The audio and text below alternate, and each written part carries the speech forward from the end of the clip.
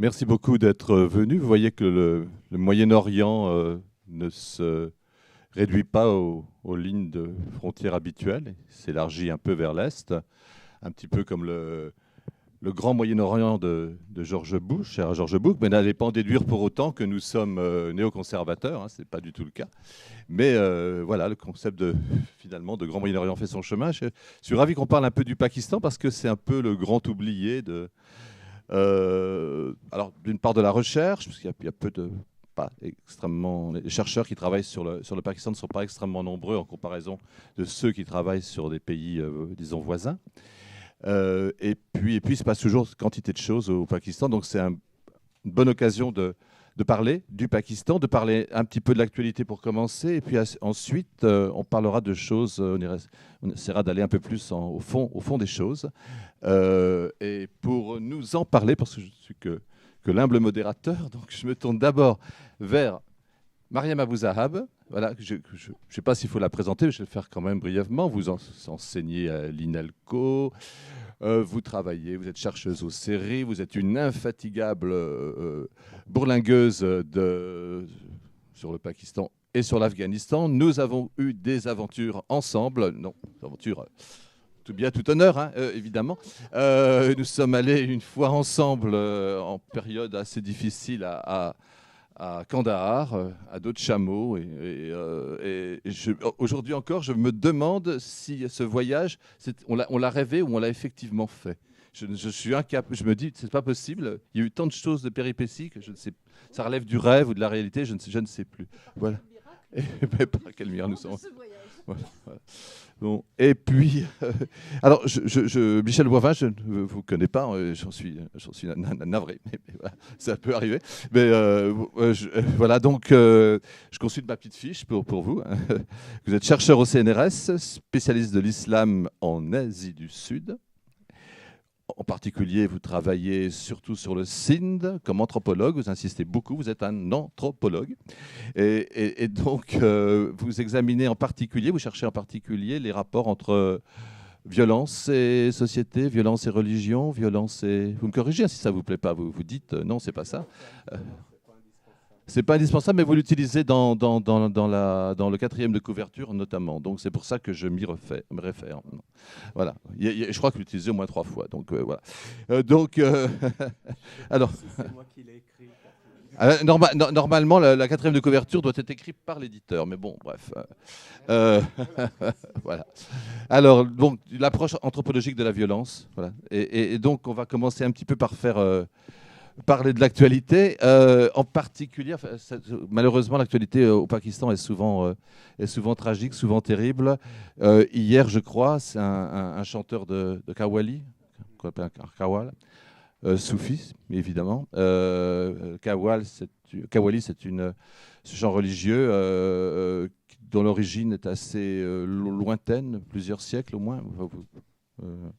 Et qui a été assassiné par la formule habituelle au Pakistan, enfin la formule la plus terroriste, la plus habituelle, c'est-à-dire des tueurs en moto, qui ont donc assassiné ce chanteur Anjab Sadri, ce qui a donné aujourd'hui, à l'occasion de ses funérailles, de rassemblement assez important de plusieurs dizaines, voire centaines de milliers de personnes.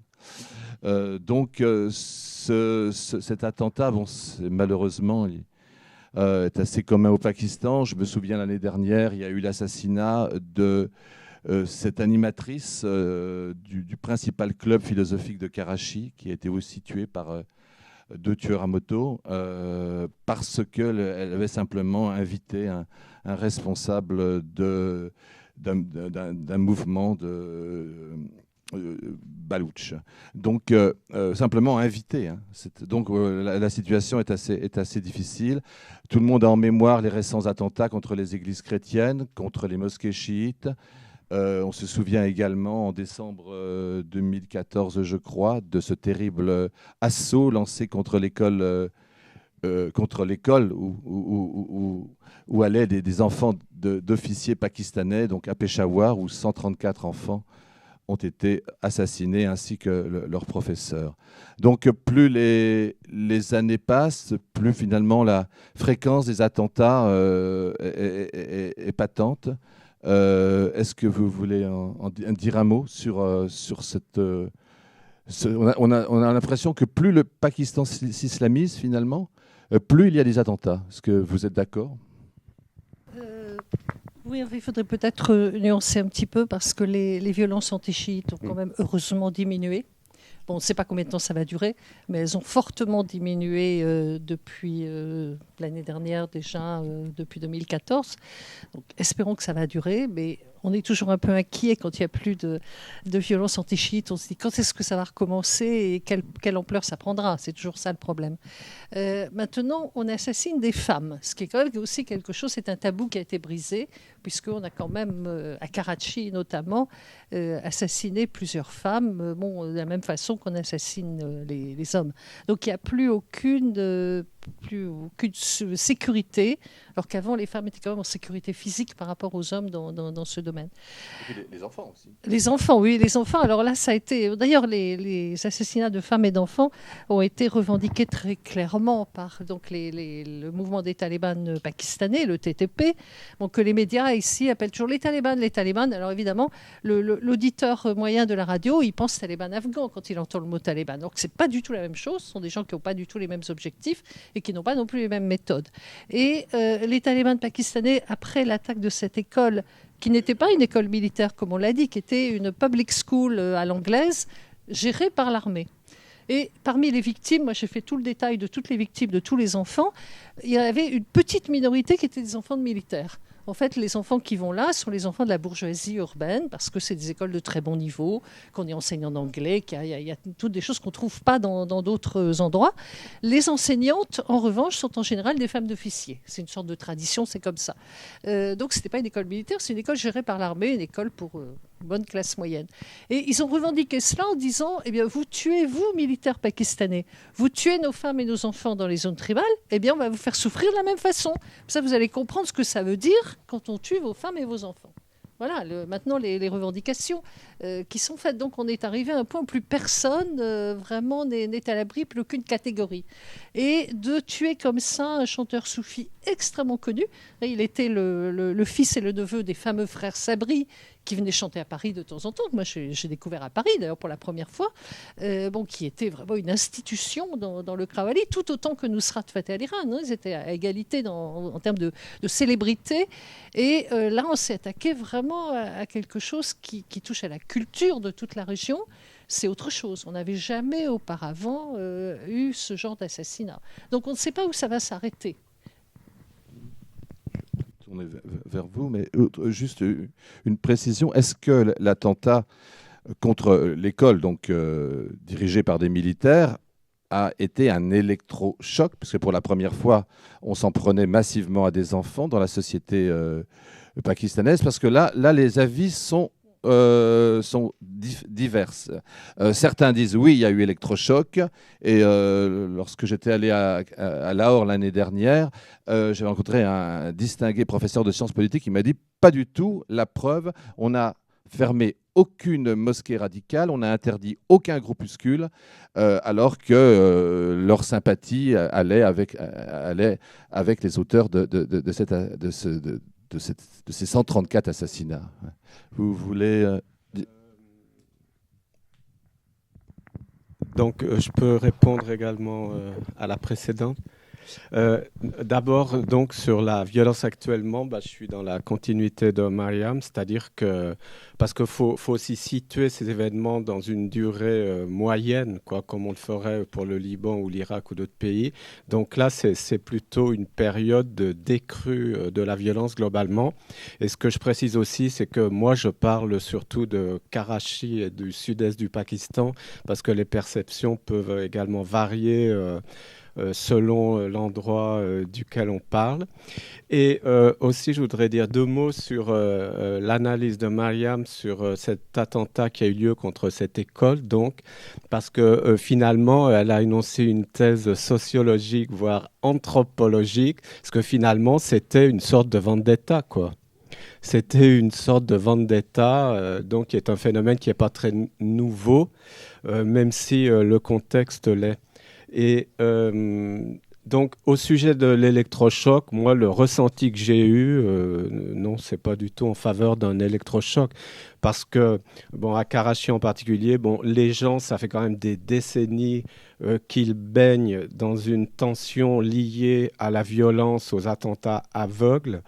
Donc, même si les cibles, parce qu'il y a une surenchère dans le spectaculaire, donc les enfants, les femmes, les musiciens, les représentants de la culture, mais moi, je n'ai pas ressenti que c'était un véritable électrochoc pour les gens de Karachi et de la région. Bon, j'irai dans le même sens. J'ajouterais au Pakistan, à chaque fois qu'il y a des attentats qui sont très médiatisés, qui sont importants, ou quand il y avait eu des attentats à Quetta qui avaient tué plusieurs centaines de personnes, ou contre les communautés chiites hazaras, à chaque fois, on a pendant 2 jours, 3 jours, un grand mouvement. Vous avez tous les milieux libéraux qui vont aller aller avec leurs petites bougies comme ça dans les rues et dire « Ah oui, voilà, plus jamais ce ne sera pareil, c'est un tournant cette fois, après tout va changer ». Bon, nous, on sait très bien que rien ne changera et qu'on passe très très vite à autre chose, malheureusement. Donc, ça ne c'est pas du tout d'un électrochoc. Et c'est pour ça qu'on va de plus en plus loin dans la violence, parce que rien ne change. Et les gens sont devenus extrêmement résignés face à la violence. Ils vivent avec, quoi. Ça fait malheureusement partie de leur vie. Et puis, ils disent oui, ça peut arriver à tout le monde. Bon, il faut passer entre les gouttes et puis c'est tout, quoi. On continue à vivre normalement. Vous avez dit diminution des attentats visant la communauté chiite, en particulier les mosquées, les Hassaniés. En revanche, montée des attentats contre la communauté chrétienne, gros attentats à Peshawar, gros attentats à Lahore et dans d'autres endroits du pays. Alors, est-ce phénomène de vase communicant? On attaque les chiites, à un moment, ensuite on passe aux chrétiens. Ça n'a aucun rapport. Il y a des raisons spécifiques à ces attentats visant une communauté qui, finalement, est extrêmement marginale et ne représente aucun pouvoir réel, vit totalement en marge de la société, occupant souvent les emplois les plus misérables, et hormis une petite élite. Oui, bon, on a toujours attaqué des chrétiens, malheureusement, depuis fort longtemps. Ce n'est pas quelque chose de nouveau. Ce sont des attentats qui sont récurrents.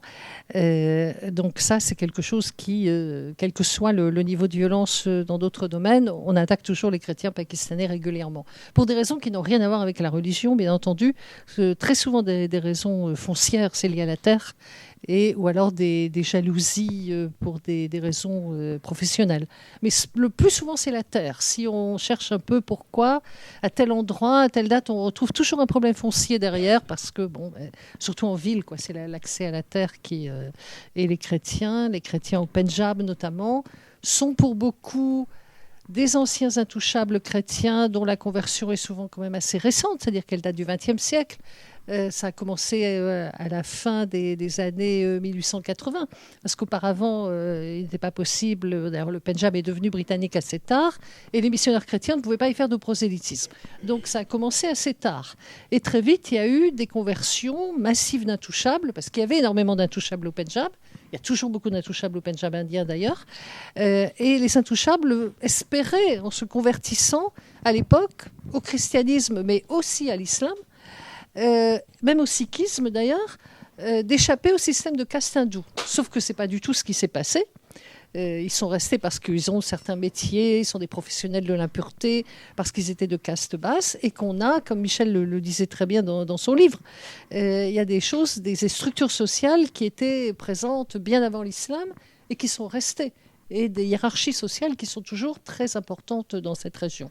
Donc on a continué à s'en prendre aux chrétiens, comme on s'en prend aux gens de basse caste dans le nord de l'Inde, au Bihar notamment. C'est exactement la même chose. Ce sont les mêmes dynamiques, les mêmes raisons. Et on n'attaque pas que les chrétiens, parce qu'on a eu aussi là d'autres communautés dont beaucoup ignoraient même l'existence. Les Sikhs dans les zones tribales. Alors les Ahmadis, c'est encore un autre problème à part. Les Sikhs dans les zones tribales, qui ont été, on a retrouvé qui étaient décapités, ils étaient enlevés contre rançon, on les retrouvait décapités. On avait commencé par leur faire payer la jizya, donc l'impôt que doivent payer les non-musulmans. Et ensuite, on les enlevait et on les décapitait. Donc il y a eu un exode des Sikhs de zone tribale qui n'avaient jamais eu de problème. qui vivaient là, dans les zones tribales, tranquillement, qui avaient certaines niches économiques, et puis voilà, ça ne dérangeait personne. Bon. On a eu aussi des attaques contre les Ismaéliens, qui avaient été pendant longtemps... bon, ils ne font pas du tout de politique, ils ne se mêlaient pas de ça. Donc surtout à Karachi, des Ismaéliens, Bohra notamment, qui sont des gens qui n'ont rien à voir avec la politique. Et ça, ici, personne n'en a parlé. Parce qu'il y a quand même eu des massacres qui ont tué des dizaines de personnes à Karachi. Et ici, ça a été passé totalement sous silence. Ben oui, l'an dernier. L'an dernier, je crois qu'il y avait eu 45 victimes, un bus de Bohra. Et bon, ils avaient tous... Et bien sûr, ben oui, là, on ne fait pas dans le détail. Oui. Et donc, toutes ces minorités non musulmanes, enfin musulmanes et non musulmanes, tout d'un coup sont devenues des cibles beaucoup plus fréquentes. Alors, les Ahmadis, c'est un autre problème, c'est quelque chose qui, bon, depuis la création, même avant la création du Pakistan, mais encore plus depuis la création du Pakistan, et surtout depuis 1953, quand même les premières émeutes anti-Ahmadis, c'est 1953. La première proclamation de la loi martiale à Lahore, c'est 1953, à la suite d'émeutes anti-Ahmadis. C'est chose que peu de gens savent aussi. Et les Ahmadis ont été déclarés non musulmans par un amendement à la Constitution, ce qui est quand même un peu fort, en 1974. Donc c'est le Parlement qui a décidé qui est musulman et qui est non musulman. C'est quand même bon. Alors on n'en sait rien. Combien sont-ils? On n'en sait rien. Ils sont 6-7 millions au Pakistan, d'après un mémoire de Master 2 qui a été soutenu la semaine dernière. Oui. Et qui sont-ils? Combien sont-ils? 6-7 millions. C'est énorme, ça. Ça paraît beaucoup. On n'en sait rien. Ça paraît au niveau mondial. Mais encore, on ne peut pas savoir. Mondial, oui, au Pakistan, non. Certainement pas. Au Pakistan, beaucoup moins. Mais on n'en sait rien. Bon, et les minorités ont toujours tendance aussi, bien sûr, à augmenter leur nombre, donc on ne peut pas savoir. Ça, c'est très compliqué. Alors, au Pakistan, ils sont considérés non musulmans. Pourquoi? Parce qu'ils ne reconnaissent pas Mohammed comme le dernier des prophètes. En fait, c'est ça le gros problème. Et bon, c'est très controversé par les Ahmadis aussi, quelle était la nature de leur prophète ou pas. Bon, c'est assez compliqué.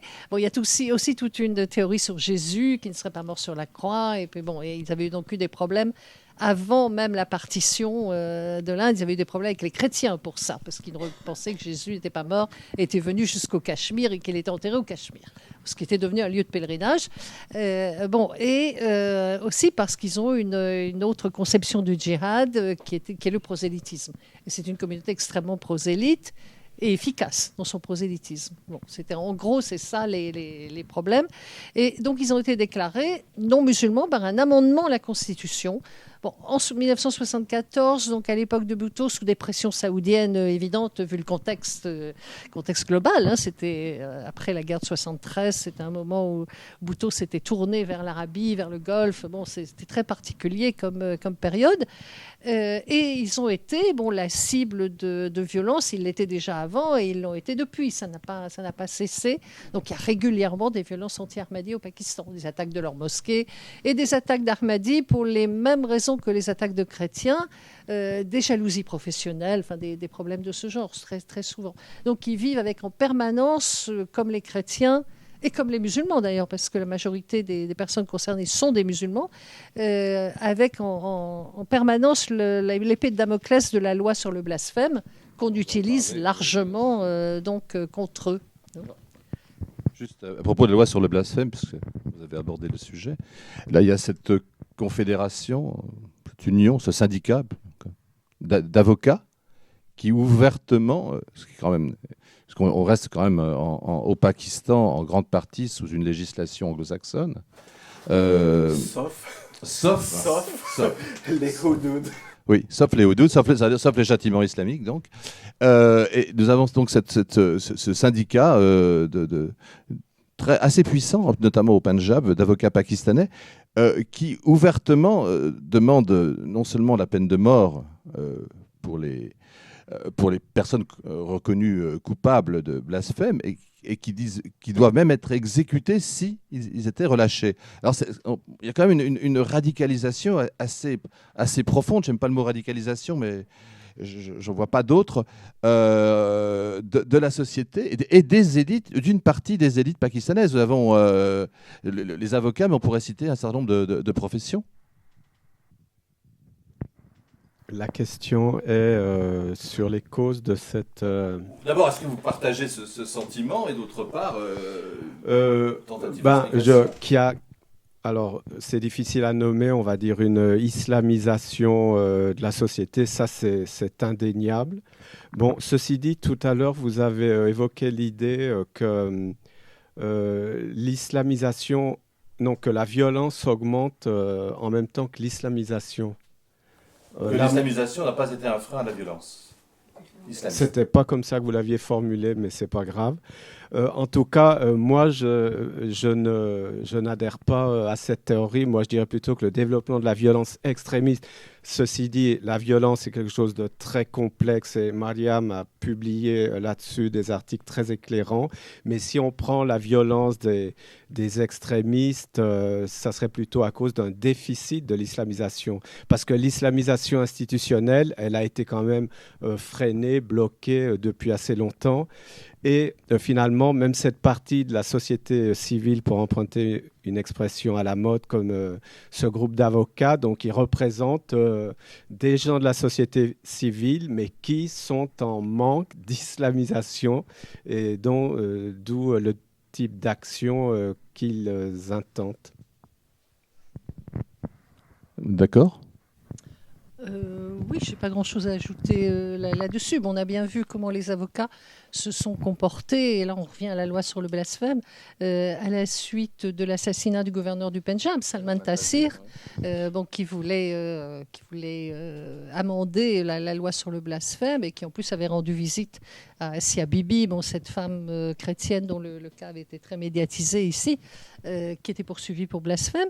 Il a été assassiné, d'ailleurs, par un... Un Ahmadi. Non, du tout. Ah ben non. Ah non, certainement pas. Ça a été dit, hein. Non. Ça, c'était même pas imaginable. Non, ça, c'est pas possible. On peut pas imaginer ça. Il a été assassiné par ce qu'on appelle un barelvi, c'est-à-dire un musulman sunnite, qui est plus dans le soufisme et le culte des saints. L'islam barelvi, c'est l'islam traditionnel qui reste autour des sanctuaires, surtout centré autour des sanctuaires, qui n'est pas maintenant moins radical, on va encore mettre des guillemets, mais comment dire autrement, que les autres formes d'islam sunnite, que l'islam dit déobandi, donc issu de la madrasa déoband au XIXe siècle, et qui serait vu comme fondamentaliste, qui rejette tout ce qui était hindou dans l'islam, et notamment le culte des saints. Et donc, à la grande surprise, ici, les médias ont eu du mal à comprendre ça, parce que l'islam barelvi soufi, c'est toujours présenté comme des gens très gentils et qui ne sont pas violents, ce qui n'est pas le cas. Donc c'est un peu surprenant que ce soit un personnage comme cela qui est tué. Mais s'agissant du blasphème, il n'y a pas de différence entre eux et les autres musulmans sunnites. Oui, là il y a quelque chose qui est assez grave, parce que les tribunaux, quand ils condamnent à mort en première instance, c'est toujours cassé en appel. Donc il n'y a jamais personne au Pakistan qui a été judiciairement exécuté pour blasphème. Mais ils ne sont pas en sécurité pour autant, puisqu'on peut venir les tuer à l'intérieur des salles d'audience ou en prison. Donc à partir du moment où vous êtes poursuivi pour blasphème, vous n'êtes pas du tout en sécurité. Et c'est à un point où vous aurez des personnes dans la société qui vont se charger de régler cela. Et les avocats avaient... Au moment où ce personnage avait été arrêté et emmené au tribunal, l'avait couvert de pétales de rose, avait chanté ses louanges, enfin, elle avait pris sa défense, ce qui était quand même pas ce qu'on attend, ce que les gens attendaient des avocats pakistanais, auxquels on avait donné une image ici qui ne correspondait pas à la réalité. Le mouvement des avocats à l'époque de la fin du gouvernement de Musharraf n'était pas très, très clair. Si on regardait un peu qui étaient les meneurs de ce mouvement, quel était leur passé politique, on voyait que ce n'était pas franchement des gens libéraux au sens où on l'entend en Occident. Là, on s'était complètement trompé. Et il y avait eu des déclarations de Hillary Clinton qui pouvaient simplement nous faire éclater de rire, parce qu'elle n'avait pas du tout compris. Elle voyait comme des gens très occidentalisés, très modernes et qu'on devait soutenir. Elle ne s'est jamais approchée des avocats pakistanais pour dire une chose pareille. Oui, et moi je crois également, une fois de plus, donc c'est un type de pratique, si je puis dire, qu'il faut resituer dans un contexte plus sociologique et anthropologique, sans vouloir prêcher pour ma paroisse et sans faire de mauvais jeu de mots, bien sûr. Parce que, bon, il y a un certain nombre de coutumes qui existent dans ce pays, mais dans beaucoup d'autres d'ailleurs. Par exemple, liées à ce qu'on appellera le code de l'honneur. Par exemple, dans le sud du Pakistan, il y a la coutume de Karokari. Ça veut dire noir au féminin et au masculin, mais en fait, ça veut dire impur, souillé. Donc, c'est quand un homme et une femme en particulier ont des relations sexuelles hors mariage. Et d'après la coutume, quiconque les rencontre peut les assassiner. Et chaque fois qu'il y a pu avoir des procès, les auteurs ont toujours été acquittés. Où il y a même eu des cas, par exemple, dans la province du Sindh, où un homme et une femme s'étaient échappés, ils étaient amoureux, mais donc ils refusaient les mariages imposés par le groupe. Bon, ils étaient récupérés, ils étaient jugés, acquittés, et quelqu'un de la tribu les assassinait à la sortie. Oui. Ce sont des pratiques qui existent aujourd'hui. Et qui existent en Inde aussi. Oui, mais je voilà. dis pas Oui, dans d'autres l'influence, pays. bien sûr. C'est pas l'islam, Non, Bien sûr. Voilà, donc là, oui. faut Il situer faut dans le le rappeler contexte. parce que c'est... Oui. Alors, déficit d'islamisation, vous avez dit Non, oui, enfin, institutionnel. institutionnel. J'ai vu récemment une vidéo de Jackie Kennedy en 1962 visitant le Pakistan, St. John. Elle est découverte, elle a les bras nus, elle est en voiture non blindée, elle est même en voiture décapotable. Elle va même se balader. 62, c'était un an avant Dallas.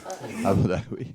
Elle va même à Peshawar. Elle rencontre des fiers guerriers de la Khyber Pass qui exécutent des danses devant elle. On a l'impression d'une sécurité minimum. Alors la question, c'est à cette époque, tout va bien. Entre-temps, il y a eu effectivement la guerre d'Afghanistan, il y a eu une succession de coups d'État, il y a eu Zia-ul-Haq, il y a eu plein de choses. Mais on a l'impression que le Pakistan de cette époque n'est plus le Pakistan d'aujourd'hui. Alors là, non, vraiment plus du tout. Bon, en 62, moi j'étais trop petite. Je suis arrivée en 73 au Pakistan. Donc j'ai quand même une longue histoire avec ce pays. Et je l'ai vu changer. J'ai vu plusieurs générations qui se sont succédées. Dans les années 70, c'est un pays extrêmement calme et on était en parfaite sécurité. Je n'étais pas couverte dans les années 70. Pourtant, j'étais jeune, mais je n'étais pas couverte comme je le suis maintenant. J'en éprouvais pas le besoin. Bon, maintenant, c'est pas tout le temps partout. Bon, c'est quelque chose d'extrêmement nuancé et subtil, mais on sait quand il faut et quand on peut se permettre de ne pas le faire. Mais ça a terriblement changé. Ça n'a plus rien à voir. C'est plus le pays qu'on a connu du tout. Et ça a commencé un peu dans les années 80, où à l'époque de Zia et de l'islamisation des lois, et on était sans arrêt sur la défensive. On se sentait pas à l'aise en tant que jeune femme dans la rue. C'était très difficile à vivre déjà. Et ça s'est aggravé par la suite, où il y a vraiment eu une pression, quoi. On sentait une pression venant de la société d'un peu partout. Et cette nécessité de montrer sans arrêt, non pas qu'on était musulman, mais qu'on est un bon musulman, sans que personne ne sache ce que ça veut dire. Mais on est obligé de le montrer et de ramener tout, absolument tout à l'islam. Et il y a toute une islamisation de l'espace public et de la société qui est extrêmement visible. Alors j'ai fait une présentation là-dessus à Lahore. Je n'ai pas été lynchée, à ma grande surprise. Et j'ai même eu un bon article dans la presse le lendemain, à ma grande surprise, parce que j'avais l'impression que je disais des choses que les gens ne voulaient pas entendre. En fait, non. Ça s'est bien passé, oui, c'est vrai, c'est comme ça. Je ne l'ai pas publié, malheureusement, mais bon, je ne désespère pas. Pour toute cette islamisation de l'espace public et de quelque chose qui n'existait absolument pas avant. C'est complètement fou. Toujours l'islam partout, l'impression qu'on n'en fait pas assez, qu'il faut toujours montrer plus et qu'on ramène absolument tout à l'islam.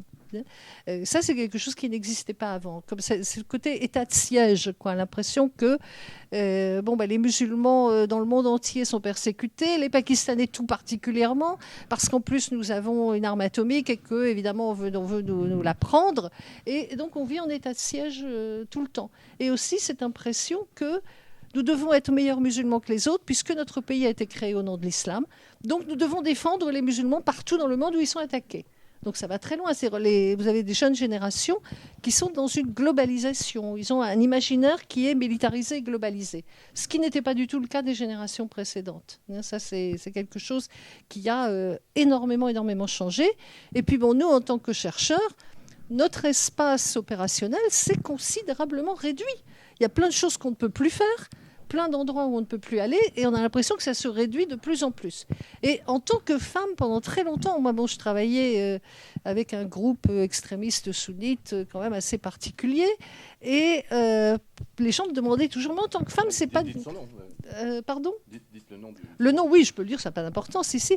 Le Sipa et Sahaba Pakistan, qui a changé de nom je ne sais combien de fois après de multiples interdictions, qui est toujours présent à Karachi notamment, et dans le Punjab, où maintenant il a été en quelque sorte institutionnalisé, puisque ses dirigeants sont invités dans les débats politiques sur les chaînes de télévision privées, qui se présentent aux élections, etc. Donc ils ont réussi à faire partie de... Bon.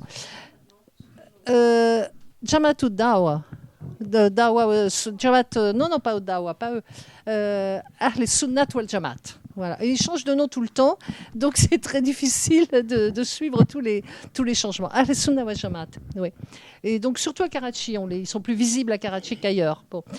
Et ils font de grandes manifestations partout dans les rues et ils ont des liens avec tous les grands partis politiques dits mainstream, ce qui est quand même un peu grave, quoi. Donc on les a totalement intégrés. C'est ce qu'ils cherchaient d'ailleurs. Donc ils sont bon.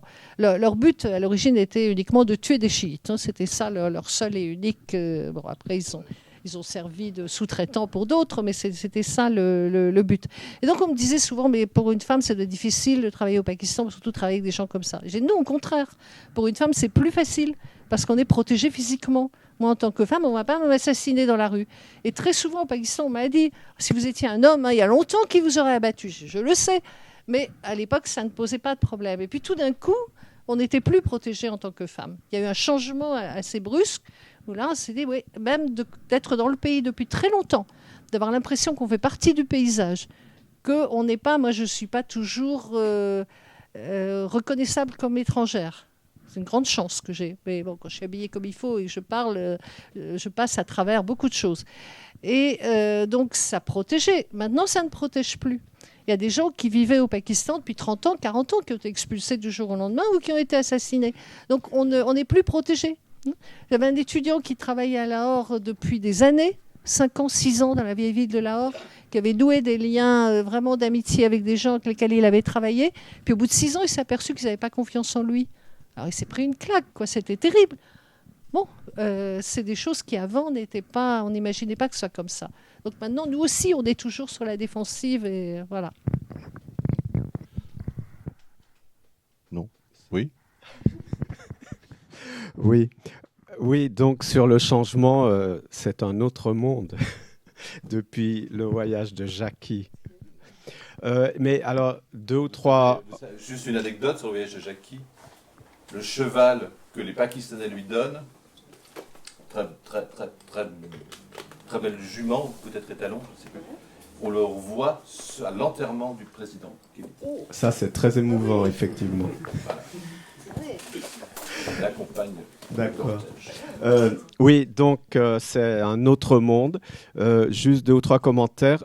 Il y a une chose qu'il ne faut pas oublier, c'est qu'en 62, dans cette période, le Pakistan, au niveau économique, était un des pays en voie de développement les plus prometteurs. Il était même classé parmi les tigres avec la Corée du Sud et autres. Donc, il n'y avait pas de problème économique à cette époque. Et la deuxième remarque sur tout ce qui vient d'être dit, là encore, il faut contextualiser parce que tous ces changements avec la visibilité islamique de plus en plus prégnante, je ne pense pas que ça se passe seulement au Pakistan. Je crois que c'est une tendance beaucoup plus large. Il y a 15 ans, 20 ans, en France, on ne voyait pas de femmes voilées. Donc, etc. Donc ça, c'est... Voilà, ce qui est difficile toujours, c'est de faire la distinction entre les facteurs internes Et après, les facteurs externes, on sait bien que c'est une dialectique entre les deux, puisqu'au Pakistan, il y a évidemment des raisons spécifiques sur la présence de ces référents islamiques de plus en plus visibles, mais il y a aussi une évolution mondiale qui touche l'ensemble du monde musulman et des musulmans, même en Europe occidentale. Juste, comme vous le savez, le Pakistan est un État fédéral, 4 États, province, le Punjab, le Sindh, le Baloutchistan et ce que je continue d'appeler la province du Nord-Ouest, n'ayant jamais réussi à mémoriser le nouveau nom qui existe. Khyber. Mais attends, et Khyber, mais il y a quelque chose derrière. Partout. Voilà. Voilà. Bon, mais enfin bon, souvenir, je resterai à la province du Nord-Ouest, voilà. Bon, chacune de ces provinces a ses propres problèmes, ses propres agendas, ses propres raisons de violence. Donc, évidemment, le Sindh, la situation à Karachi, et donc vous allez nous en parler puisque c'est vous un peu le connaisseur de Karachi et du Sindh. Le Pashtunistan, je vais me tourner vers Mariam. Le Punjab aussi. Et puis évidemment, avec une attention un peu particulière sur les zones tribales, puisqu'il se passe toujours quantité de choses dans les zones tribales. Vous voulez commencer sur les problématiques du Sindh et du Baloutchistan ? L'anthropologie de la violence, on reste fidèle à votre sujet. D'accord, mais donc mon sujet n'est pas l'anthropologie de la violence. Je m'excuse d'insister là-dessus. Enfin, à ma connaissance. Vous avez le livre Mariam, là. Mariam. Là. Oui, moi je l'ai. Merci. Allez-y. D'accord. Donc, la première chose, c'est qu'il faut faire une distinction entre le Sindh et Karachi, puisque Karachi, en fait, a été massivement peuplé par les musulmans qui ont émigré de l'Inde en 1947, donc les Mohajirs, dont la langue était l'ourdou, et Karachi reste encore dominé, c'est-à-dire qu'il y a eu un changement très violent en 1947, en l'espace d'un an, 1 an et demi, 2 ans. Avant 1947, donc c'est l'indépendance bien sûr, le Karachi, c'était la moitié de la population était hindoue et les Sindhis dominaient, admettons, à 80%. Et en quelques mois, les hindous, ils se sont retrouvés, 4%, les Sindhis se sont retrouvés 7%, et donc la majorité, c'était les Mohajirs. Donc c'est vraiment un changement hyper brutal. Et aujourd'hui encore, les Mohajirs restent largement dominants, mais d'ailleurs ainsi que dans d'autres villes du Sindh comme Hyderabad et d'autres. Donc quand on parle de Karachi et du Sindh, Karachi est officiellement la capitale de la province du Sindh, mais par exemple au niveau de la culture, on ne peut pas dire que c'est la capitale culturelle du Sindh, ni même universitaire, parce que la plus grande partie des institutions dans ces domaines, elles ne sont pas sindhi, elles sont moadjir, c'est-à-dire ourdophones. Donc ça, c'est un premier clivage. Et d'ailleurs, chez beaucoup de moadjir, même si ça change dans les nouvelles générations, maintenant c'est les 3e, les 4e générations après la migration, il y a une curiosité de découvrir le Sindh, mais pendant longtemps, pour les moadjir, le Sindh, c'était une autre planète, mais vraiment c'était la planète Mars, avec des clichés innombrables, c'est-à-dire qu'ils n'y mettaient jamais les pieds, et c'était arriéré, c'était un pays de sauvages, mais d'ailleurs encore maintenant, quand on dit à des gens de Karachi qu'on va dans le Sindh intérieur, c'est toujours « ah non, oulala », etc. Bref. Alors sinon, que dire ? Moi, la thèse que je défends, c'est qu'il y a une imprégnation de ce que j'appelle la culture soufie plus que du soufisme dans l'intérieur du Sindh. Mais là encore, ce n'est pas du tout en vue d'idéaliser le paysage. Là, il y a un étudiant à l'EHESS qui devrait finir bientôt sa thèse sur le nationalisme sindhi. Bon, et alors quand on discute, il me dit justement qu'on a tendance, bon, il est bien élevé, c'est-à-dire qu'il parle de moi en particulier, de toujours privilégier l'approche et donc finalement la représentation d'un soufisme qui est une rencontre de différentes religions, qui est donc qui apparaît à travers ces grands pèlerinages, etc., mais qui a un soufisme beaucoup plus en accord avec la charia, représentée par les Naqshbandis, etc. Donc c'est vrai, bon, pour plein de raisons, qu'on est plus attiré par un type de soufisme avec la musique, avec les danses de trance, etc. Et qu'il y a un autre soufisme qui reste sous-étudié, là je parle du Sindh en particulier, mais qui existe, bien sûr. Mais comme je lui dis, bon, c'est quand même pas non plus totalement une caricature que de s'intéresser à ce soufisme, parce que, par exemple, un pèlerinage comme Sewan Sharif, bon, bah, quand on y va, ça draine des centaines de milliers de personnes, et ça, c'est pas une invention, c'est pas une construction du chercheur. Donc, c'est une culture soufie à laquelle adhèrent des musulmans, qui soient sunnites, qui soient chiites, les hindous, les chrétiens. Donc, il y a quand même un aspect transconfessionnel au-delà des confessions qui existe toujours. Alors, ce que je dois dire, et je reviens avec cette idée de l'islamisation qui est évidemment indéniable. Moi, j'ai dit que l'islamisation institutionnelle était stoppée, mais il y a évidemment un autre type d'islamisation et qui résulte en particulier de la pression qu'exercent en fond toutes ces actions de violence des groupes extrémistes. Évidemment que moi je vais dans ces contrées depuis un peu moins longtemps que Mariam, mais bien sûr que j'ai vu une évolution dans ce sens-là et que cette culture soufie, elle se maintient pour moi, mais elle se réduit quand même. C'est-à-dire que même cette culture soufie, sous le poids de cette islamisation sous toutes ses formes, elle subit une forme de normalisation. Qu'est-ce que ça veut dire ? Par exemple, dans le grand sanctuaire de l'Al-Shabazz Qalandar, donc à Sewan Sharif, ce grand centre de pèlerinage dont je parlais, il y a encore 10 ans, on voyait des inscriptions qui n'étaient pas du tout en ligne avec l'islam normatif pakistanais, c'est-à-dire principalement sunnite. Par exemple, des inscriptions comme Ali Allah, qu'on peut traduire par Ali et Dieu, ou bon, d'autres formes. À l'entrée du mausolée principal, il y avait les fameuses cloches, donc on fait teinter avant d'entrer. Tout le monde sait que c'est hindou, enfin, c'est la thèse évidemment des islamistes. Toutes ces choses ont disparu les unes après les autres parce qu'il y avait une volonté des gens qui gèrent, enfin c'est l'Awqaf Department qui gère, mais je veux dire des soufis locaux. Ils avaient aussi une volonté de se conformer à une norme islamique donc qui s'impose quand même progressivement.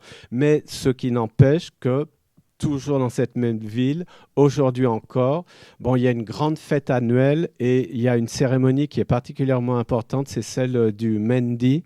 C'est-à-dire que pendant 3 jours, chaque jour, il y a un groupe qui, en procession, apporte le Mendi, c'est du henné qui symbolise le mariage mystique du soufi avec Dieu, en fait, sa mort. Et donc, il y a une procession qui part d'un centre soufi et qui va au mausolée principal, qui amène ce Mendi, ce henné, au pied de la tombe. Et donc, 3 jours, le premier jour, c'est un groupe musulman, donc des saïds, des descendants du prophète. Le deuxième jour, c'est un groupe hindou qui fait la procession. Et le troisième jour, c'est un groupe hindou. Et ça, donc, encore aujourd'hui, en 2016. Donc, là encore, bon, là, c'est une réalité qui est assez complexe, mais je répète, même si cette culture soufie, donc elle reste pour moi importante, peut-être encore, mais il y a également donc une réduction, une normalisation, en tout cas islamique. Il y a une institutionnalisation aussi du soufisme à travers, notamment les pires. Des intellectuels pakistanais citaient l'exemple de certains pires qui ne voulant pas partager les terres dont ils avaient la jouissance, mariaient leurs filles avec le Coran pour les éviter d'épouser.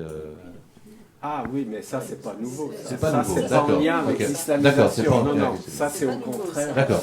C'est plutôt patriarcal, comme je dis. Attends, il y aura un espace de temps pour les questions à la fin. Donc, passons au Punjab ou... Je sais pas, Michel, vous avez encore des Non, choses non, à dire. merci. Oui, juste le Punjab, donc combien 70% de la population est punjabi? Non, certainement pas. Pas autant. Certainement Non. pas. Non, 70%, c'est quand même beaucoup. On n'en sait rien. Au Pakistan, tous les chiffres sont des estimations, souvent fausses d'ailleurs, donc il faut être extrêmement prudent. Et il n'y a pas eu de recensement depuis fort longtemps.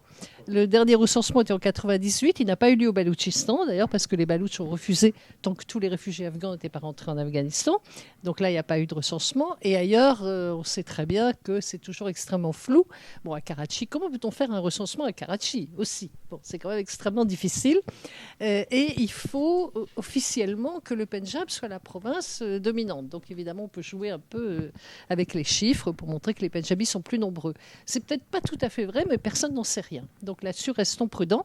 Comme j'ai vu dans le livre de Michel, près de 200 millions d'habitants, maintenant tout le monde dit ça, mais personne ne sait sur quelle base. Sur des estimations, on est passé à 180 pendant longtemps, puis d'un coup, on a sauté à 200. Mais on ne sait pas du tout sur quoi ça repose. Donc soyons prudents. Et on ne sait 198 actuellement. Ah ben c'est pas mal, ça, c'est pas mal du tout. On a en Afghanistan aussi des genres d'estimations comme ça qui sont parfois assez folkloriques, donc on ne peut pas trop savoir. Donc soyons prudents. Je ne sais pas s'il y aura un recensement sérieux au Pakistan dans un avenir proche. C'est politique le problème. C'est politique parce qu'après, il y a la répartition des fonds fédéraux entre les différentes provinces.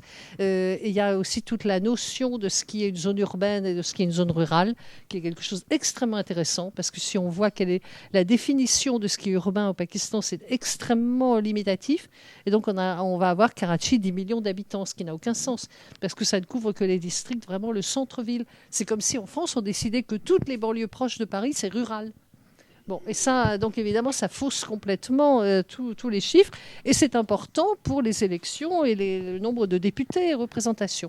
Donc c'est éminemment politique et ça peut déclencher une guerre civile si vous faites un recensement, vous voulez faire un recensement sérieux dans certains endroits. Donc soyons prudents avec tout cela. Je ne sais pas du tout combien il y a d'habitants au Pendjab. Voilà. Et je me garderais bien de faire une estimation. Pardon. Alors, moi, ce dont je voudrais parler, il y a des choses dans le livre de Michel qui m'ont énormément plu, surtout ce qui concernait évidemment les structures sociales anciennes et le rôle que ça avait, que ça jouait jusqu'à maintenant, donc dans toutes ces questions religieuses et de violence quand même parfois. Mais je voulais juste citer quelque chose qui est bien spécifique et que j'ai suivi au fil des années, donc que je connais un tout petit peu moins mal, qui sont les rites chiites, les rites publics dans les rues. Et j'ai vu un changement vraiment extrêmement important. Alors, on a la chance là que tout est filmé, donc on a du matériau pour travailler, puisque il est devenu extrêmement difficile en raison des violences de pouvoir travailler sur des prédicateurs, de travailler sur des processions, de suivre cela. Bon, moi j'ai continué à le faire, mais il fut un temps où j'emmenais une étudiante avec moi, toujours, puis maintenant je ne peux plus le faire. Quand j'y vais toute seule, parce que moi, si je me fais tuer, c'est mon problème, mais je ne peux pas prendre la responsabilité d'emmener une étudiante. Bon, ça a changé complètement beaucoup de choses. Mais on a vu, après la révolution iranienne, il y a eu à l'époque une sorte de volonté d'un groupe, une catégorie de gens jeunes et d'élites éduquées, de dire il faut quand même rationaliser tous ces rites qui sont hindous et tout. Bon, il faut faire un peu de ménage là-dedans. Et donc, on a essayé de rationaliser, d'avoir des rites beaucoup plus austères à l'iranienne. Ça marchait un petit peu pour une minorité de gens pendant un certain temps. Bon, en gros, c'était des gens de ma génération, des gens qui ont donc maintenant plus de 60 ans et qui sont passés par différentes étapes. Et après cette période où on est un petit peu revenu sur des choses moins... Bon, il y a eu ensuite des violences qui ont eu deux conséquences. Les violences contre les processions, ça a commencé... début des années 90, les violences importantes, c'est les années 90, où on attaquait des processions ou autres. Il y a eu une partie des gens qui ont eu peur, qui sont restés chez eux. Et notamment tous les sunnites qui participaient à ces processions. Et qu'à partir de ce moment-là, on dit bon, c'est dangereux et tout, bon, on n'y va plus, on reste chez nous. Donc c'est devenu quelque chose de presque uniquement chiite, avec le temps. Et puis, il y a eu des chiites qui ont dit, bah non, on va montrer qu'on n'a pas peur, donc nous, on va y participer et on va faire des processions de plus en plus ostentatoires. Donc, il y a eu deux types de réactions.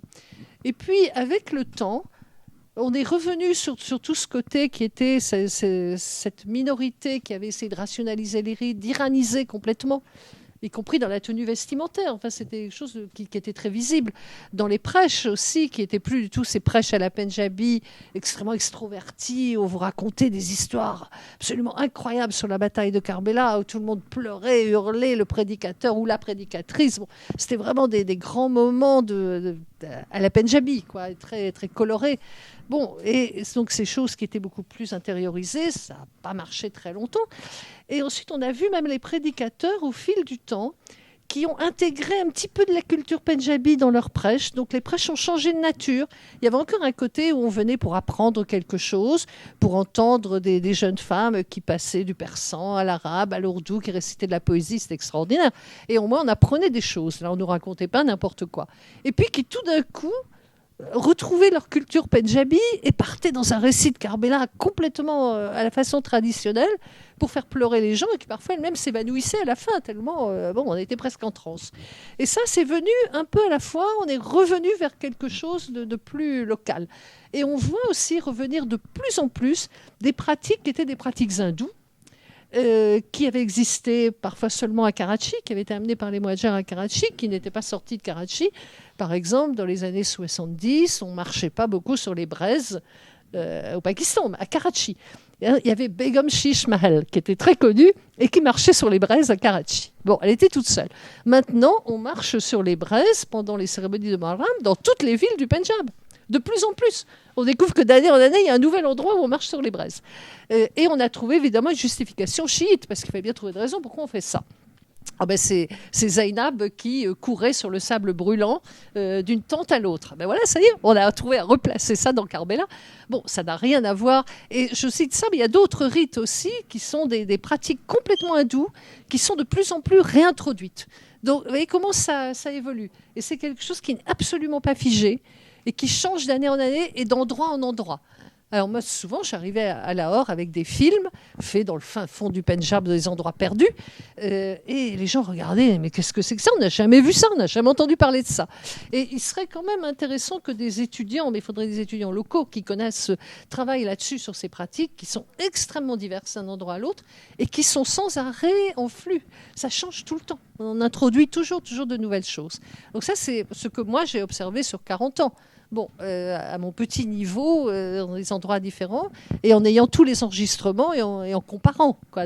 Si vous comparez les processions à Lahore il y a 10 ans et maintenant, vous trouverez de grandes différences. On introduit sans arrêt de nouvelles choses. Et dans le Sindh, les processions sont très différentes. Ça n'a rien à voir. C'est vraiment des pratiques très, très différentes. Bon, alors, les violences dans le Pendjab, moi, j'avais expliqué, en travaillant sur une ville du centre du Pendjab qui s'appelle Jang, qui à une époque, au milieu des années 90, c'était un peu Beyrouth, parce qu'elle était coupée en deux. D'un côté les sunnites, de l'autre les chiites. Et il y avait une sorte de guerre civile, mais c'était beaucoup plus compliqué que ça, beaucoup plus. Donc, les trafiquants de drogue, ils n'avaient pas de problème, ils passaient des deux côtés, et ils avaient un business qui marchait très bien. Donc, ils avaient intérêt aussi à ce qu'il y ait un minimum d'insécurité. Pour eux, c'était très bien. Et il y avait des sunnites et des chiites, hein, ça je vous rassure. Là, tout le monde était d'accord pour ça. Bon, c'est un exemple. Quand même une ville qui avait représenté tout à fait une ville de ce qu'on appelle une Mandi Town, une ville de marché, une ville au milieu d'une zone agricole. C'est une ville qui maintenant doit avoir 300 000 habitants, ce qui pour le Pakistan est un village en fait. C'est vraiment très petit, tout le monde se connaît. Donc travailler là, c'est parfois plus facile parce que tout le monde se connaît. Si vous prononcez un nom, ah bah oui, bien sûr, tu veux qu'on aille le voir, on y va. Bon, donc c'est beaucoup plus facile de travailler comme ça. Mais j'avais trouvé, après avoir observé ces gens, comment ils vivaient, avoir essayé de comprendre l'histoire de la ville depuis 1947, surtout il y avait eu beaucoup de mouvements de population. Et j'avais vu que finalement ça n'avait rien de religieux toutes ces histoires, même si on donnait, comme toujours, un habillage religieux. Mais nous savons tous que les guerres autour de la religion ne commencent jamais comme ça. Elles le deviennent par la suite, mais que c'est autre chose au départ. Il y avait beaucoup de conflits fonciers. Il y avait des conflits entre les populations locales, qui s'appellent toujours locaux, Et puis les Muhadjers, venus de l'Inde après 1947, qui dans le Pendjab ne se définissent absolument pas comme Muhadjers. Ils disent nous on est pakistanais. Parce qu'ils parlent la même langue, ils parlent pendjabi, ils sont venus de l'autre côté du Pendjab. Oui, mais pour les populations locales, ils sont Muhadjers. Ils ne se mélangent pas, il n'y a pas d'intermariage. D'ailleurs, on les reconnaît, ils ne parlent pas le même pendjabi, on les reconnaît tout de suite. C'est très, très différent. Donc il y avait ça. Puis il y avait aussi des colons, des settlers qui étaient venus à l'époque britannique du nord du Pendjab, venus s'installer là. Mais ça, c'est encore une autre catégorie. Donc il y a de multiples clivages qui ne se recoupaient pas forcément. Parce qu'entre les chiites locaux et les chiites Muhadjers, il y avait d'énormes différences. C'est des groupes qui ne se fréquentaient pas pour des raisons de classe sociale. Des grandes différences. Après, il y avait des propriétaires terriens. Les plus importants étaient chiites, mais il y avait des petits propriétaires terriens sunnites qui ont exploité la situation dans leur avantage. Il y avait un gros clivage entre les zones rurales et les zones urbaines. Il y avait des problèmes de castes, des castes dominantes, qui ont utilisé la religion pour pouvoir faire avancer leurs intérêts. Mais ça, on voit ça en Inde, on voit ça, c'est assez banal. Et ensuite, à l'intérieur de chaque caste, comme on est au Pendjab, des factions et des luttes de factions. Alors ça devient extrêmement intéressant parce qu'on voit qu'on a une structure sociale extrêmement complexe et qu'on aboutit à quelque chose qui n'a plus rien à voir avec un conflit sunnite-chiite, mais que le conflit, l'anti-chiisme, dans les années 80, c'était très porteur. Là, c'était quelque chose qui, dans le Pendjab, pouvait marcher. Dans le Pendjab, vu la configuration locale, un endroit comme Jang, c'est des grands propriétaires chiites, et qui avaient un rôle politique, économique, et les sunnites, arrivés après 1947, n'arrivaient pas à percer politiquement, ils n'arrivaient pas à entrer dans le champ politique, eh bien, c'est une époque où l'anti-chiisme était porteur. Donc, si vous disiez anti-chiite, vous receviez de l'argent de l'Irak, parce que la guerre Iran-Irak, elle s'est jouée là aussi. Vous receviez de l'argent de l'Arabie Saoudite, c'était vraiment le moment où vous pouviez vraiment prospérer, vous aviez accès à des ressources. Et ça a été très largement utilisé. Et les violences ont commencé plus tard. Est-ce que l'école Deobandi, qui est la grande école fondamentaliste du sous-continent indien, est-ce qu'elle a dans sa doctrine des relents anti-chiites ou pas du tout? Ou est-ce que cet antichisme aujourd'hui, qui est une donnée du paysage politique pakistanais, vient exclusivement ou principalement, vous avez dit, de l'Irak et de l'Arabie Saoudite? Ça, c'est le grand récit pakistanais officiel, c'est pas nous. Bon, ce récit-là, je l'ai entendu en Irak partout, à Koufa, à Najaf, j'ai entendu ça partout. C'est pas nous, nous sommes des victimes. Ce sont les méchants saoudiens et tout qui ont apporté ça chez nous. Mais jamais chez nous, il y avait ce genre de problème entre sunnites et chiites. Bon, il y avait pas des violences. Il y a eu des violences à partir de 63, je crois, les premières grandes violences, dans le Sindh d'ailleurs, oui, contre des processions et autres. Mais il y avait des intermariages, il y avait une cohabitation. C'était pas du tout des violences comme ce qu'on a vu après. Mais il y avait un terreau fertile. Ça n'aurait pas pris l'ampleur que ça a pris s'il n'y avait pas eu un terreau fertile.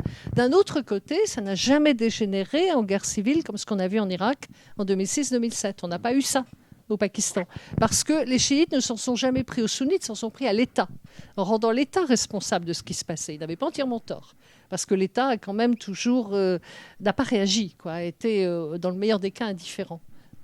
Et donc, il n'y a pas. Mais dans l'islam Deobandi, et Saint-Michel le dit très bien dans son livre, dans les madrasas Deobandi, comme dans toutes les madrasas, on enseigne, il y a une matière qui est importante. Alors, les directeurs de madrasa disent, nous, on n'enseigne pas ça, il n'y a pas ça dans notre cursus, mais si les étudiants veulent lire ces ouvrages-là, on ne peut pas les en empêcher. Ben voyons.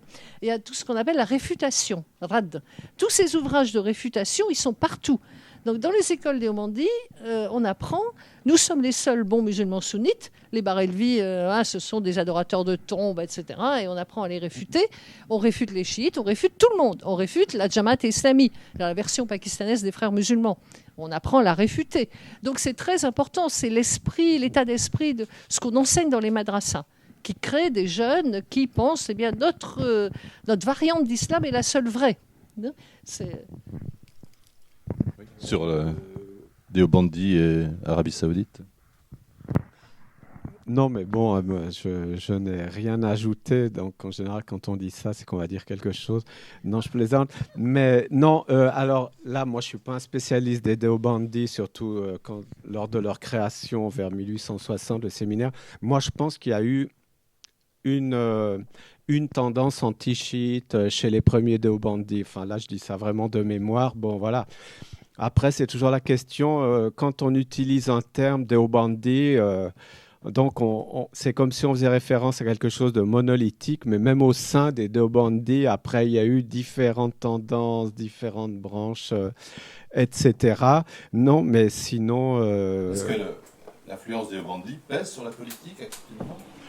Ben après, il y a eu les gens qui, dans un premier temps, ont pu être assimilés aux Deobandi, mais qui s'en sont libérés, comme par exemple Maududi, quelqu'un qui a joué un rôle très important. Et si quelqu'un a eu une influence politique, c'est lui. Et d'ailleurs, Maududi, lui, ce qui est intéressant, c'est qu'il est resté silencieux sur les chiites, alors que par contre, contre les Ahmadis, et d'ailleurs, l'amendement de 1974, c'est peu de temps après que Maududi publie un livre contre les Ahmadis. Bon, j'ai oublié la date exacte, donc il y a aussi un lien.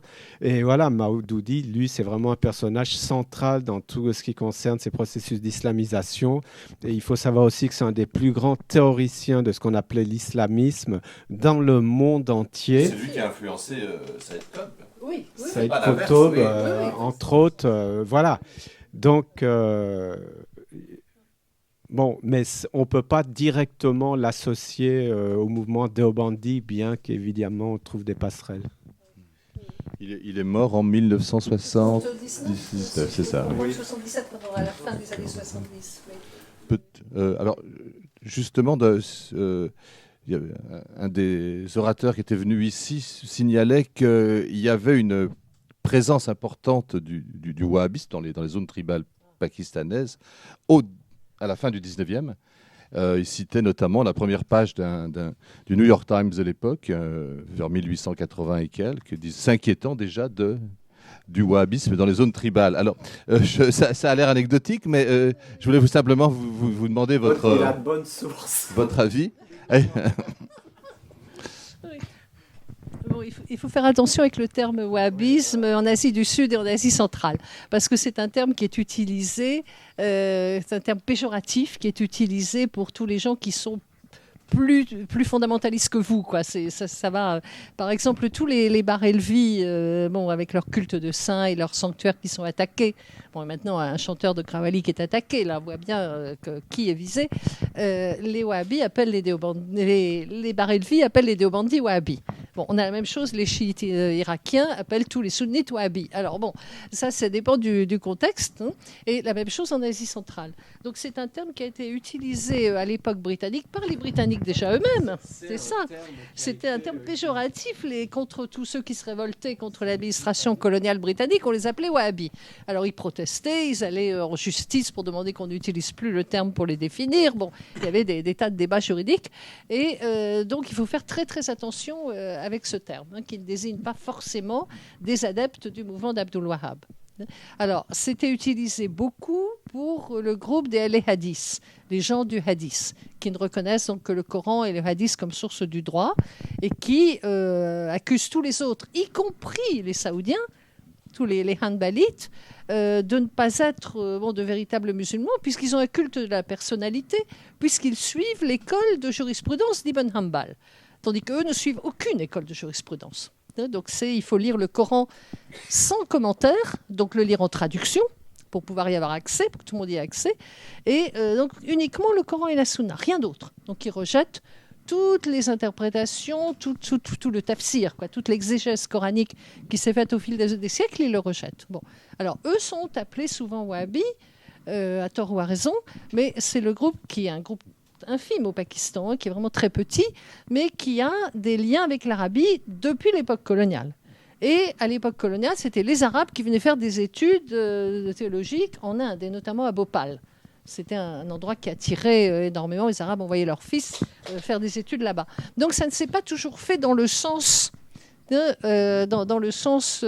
Arabie vers le Pakistan, et y compris dans les années 70, il y a eu des gens importants de cette mouvance Ahl Hadith au Pakistan qui ont joué un rôle important en Arabie, qui sont allés enseigner le hadith pendant des décennies dans les grandes madrasas en Arabie Saoudite, et qui ont influencé donc un certain nombre d'Arabes. Ça, c'est peu connu, mais c'est un fait. Des Pendjabis, des Pendjabis et des Mohadjers du Pendjab, qui... donc moi, j'ai publié un chapitre de livre là-dessus, dans un livre qui s'appelle, on n'est pas responsable du titre, les éditeurs, pour vendre Global Salafism.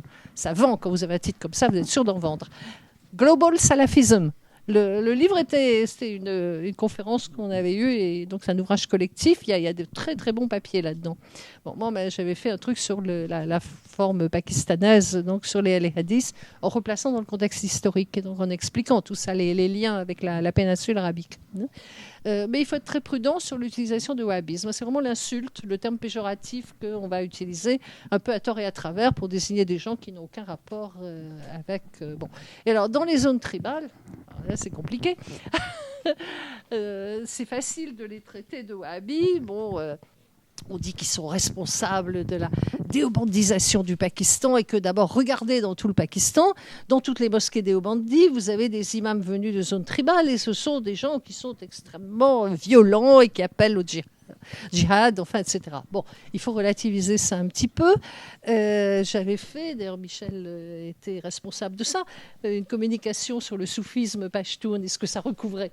Comment on pouvait à la fois, qui n'est pas publié d'ailleurs malheureusement, qui recouvrait aussi bien, c'est-à-dire qu'on peut très bien, rien n'est fixe au pays pachtoun, et surtout pas le fameux code d'honneur d'ailleurs, c'est beaucoup plus flexible que les Occidentaux ne le voient.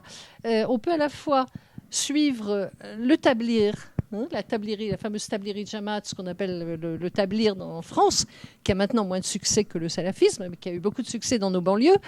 On peut à la fois suivre le tablir et être soufi en même temps. Ça leur pose aucun problème, aucune contradiction. Ils passent très facilement de l'un à l'autre. Bon, ce sont des gens qui sont extrêmement pragmatiques. Ils prennent ce qui les intéresse dans tel ou tel groupe, tel ou tel, et puis voilà. Et ça va très bien. Et on est chiite, on n'en est pas moins pachtoun pour autant. Donc les clivages ne passent pas là. Il y a des tribus qui sont entièrement chiites. Alors, elles ont eu beaucoup à souffrir depuis les années 80 pour des tas de raisons et souvent des manipulations politiques qui n'étaient pas liées forcément. Bon. Alors, le résultat, c'est que maintenant, il y a eu une sorte de nettoyage ethnique et que non, pas en Mormande, au sud, dans Kuram et Orakzai, et où il y a eu donc une sorte de ghettoisation de ces chiites à la suite des violences qui les ont frappés, comme ils ont frappé les Sikhs d'ailleurs au même moment, où on avait des personnages venus du Pendjab d'ailleurs, donc c'est le phénomène des années 2000, tous les extrémistes anti-chiites venus du Pendjab qui ont été libérés de prison ou qui avaient trouvé refuge dans les zones tribales et qui, là, ont pu mener le djihad. Ils n'avaient pas besoin d'aller loin. Ils pouvaient massacrer des chiites sur place, très bien. Et ils s'en sont donnés vraiment à cœur joie. Donc, il y avait une forte influence des mouvements pendjabis. C'était pas... au départ, ce n'était pas les Pashtuns locaux qui se sont mis à massacrer leurs frères Pashtuns. D'ailleurs, les Pashtuns ils font attention à ça parce que sinon, vous êtes entraînés dans des vendettas qui vont durer des siècles. Si vous massacrez entre Pashtuns, il y a des règles quand même qui font que c'est dissuasif, quoi. Bon. Donc, c'est un fait. Alors, les zones tribales, elles se sont vidées de leur population. Phénomène post-2001. Alors, combien y avait-il d'habitants en zone tribale? On n'en sait rien non plus. Parce que aller faire agent recenseur en zone tribale, vous n'arriverez jamais à savoir combien il y a de gens dans les familles, surtout combien il y a de femmes. Ça, vous ne le saurez jamais, parce que vous ne pouvez pas entrer dans les maisons, vous pouvez pas. Alors, vous êtes obligé de faire des estimations. Disons, dans la famille, il doit y avoir à peu près autant de personnes dans une famille, puis à partir de là... Bon. Donc, vous avez toutes sortes de chiffres qui circulent entre 3 et 6 millions, et vous faites avec. On ne peut pas savoir. Bon. À tout moment, la moitié de la population de ces zones tribales, population masculine essentiellement, vivait à l'extérieur. C'est-à-dire travailler ou à Karachi ou dans le Golfe. Là, on sait, dans le Golfe, on sait à peu près combien ils sont, et là, on arrive à suivre un peu, c'est un peu plus clair. Et quand je ne pouvais plus travailler en zone tribale au Pakistan, je me suis repliée sur le Golfe. On pouvait quand même encore faire du terrain plus facilement. Je ne sais pas combien de temps ça durera, mais enfin, c'est encore possible. Bon, où là, on avait des choses un peu plus claires. Et donc, ces zones tribales se sont vidées totalement de leur population. Bon, elles ont connu des changements sociologiques extrêmement intéressants depuis les années 70, avec d'abord l'immigration, ensuite là, des conflits de génération, des conflits entre des lignages mineurs et des lignages qui étaient dominants auparavant. Bon, il y a eu énormément de choses intéressantes qui se sont passées d'un simple point de vue sociologique.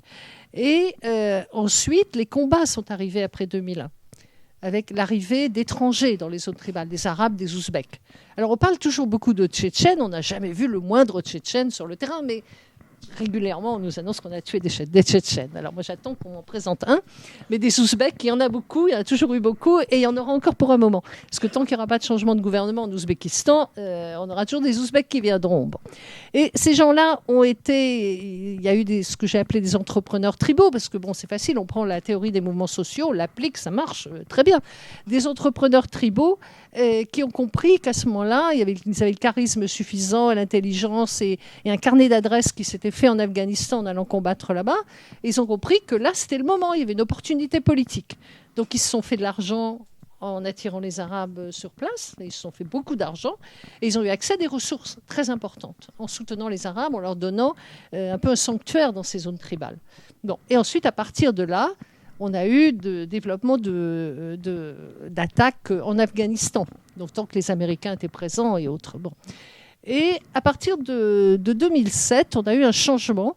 2007, c'est l'année de l'occupation de la Mosquée Rouge à Islamabad, où il y a eu un siège en plein centre de la ville d'Islamabad qui a duré une bonne semaine. Alors c'était assez extraordinaire parce que c'était le commencement de ces choses qu'on suit à la télé, en live, et on ne sait plus si c'est un film ou si c'est la réalité. Et moi, j'étais à l'université de Haïfa à ce moment-là, dans une conférence.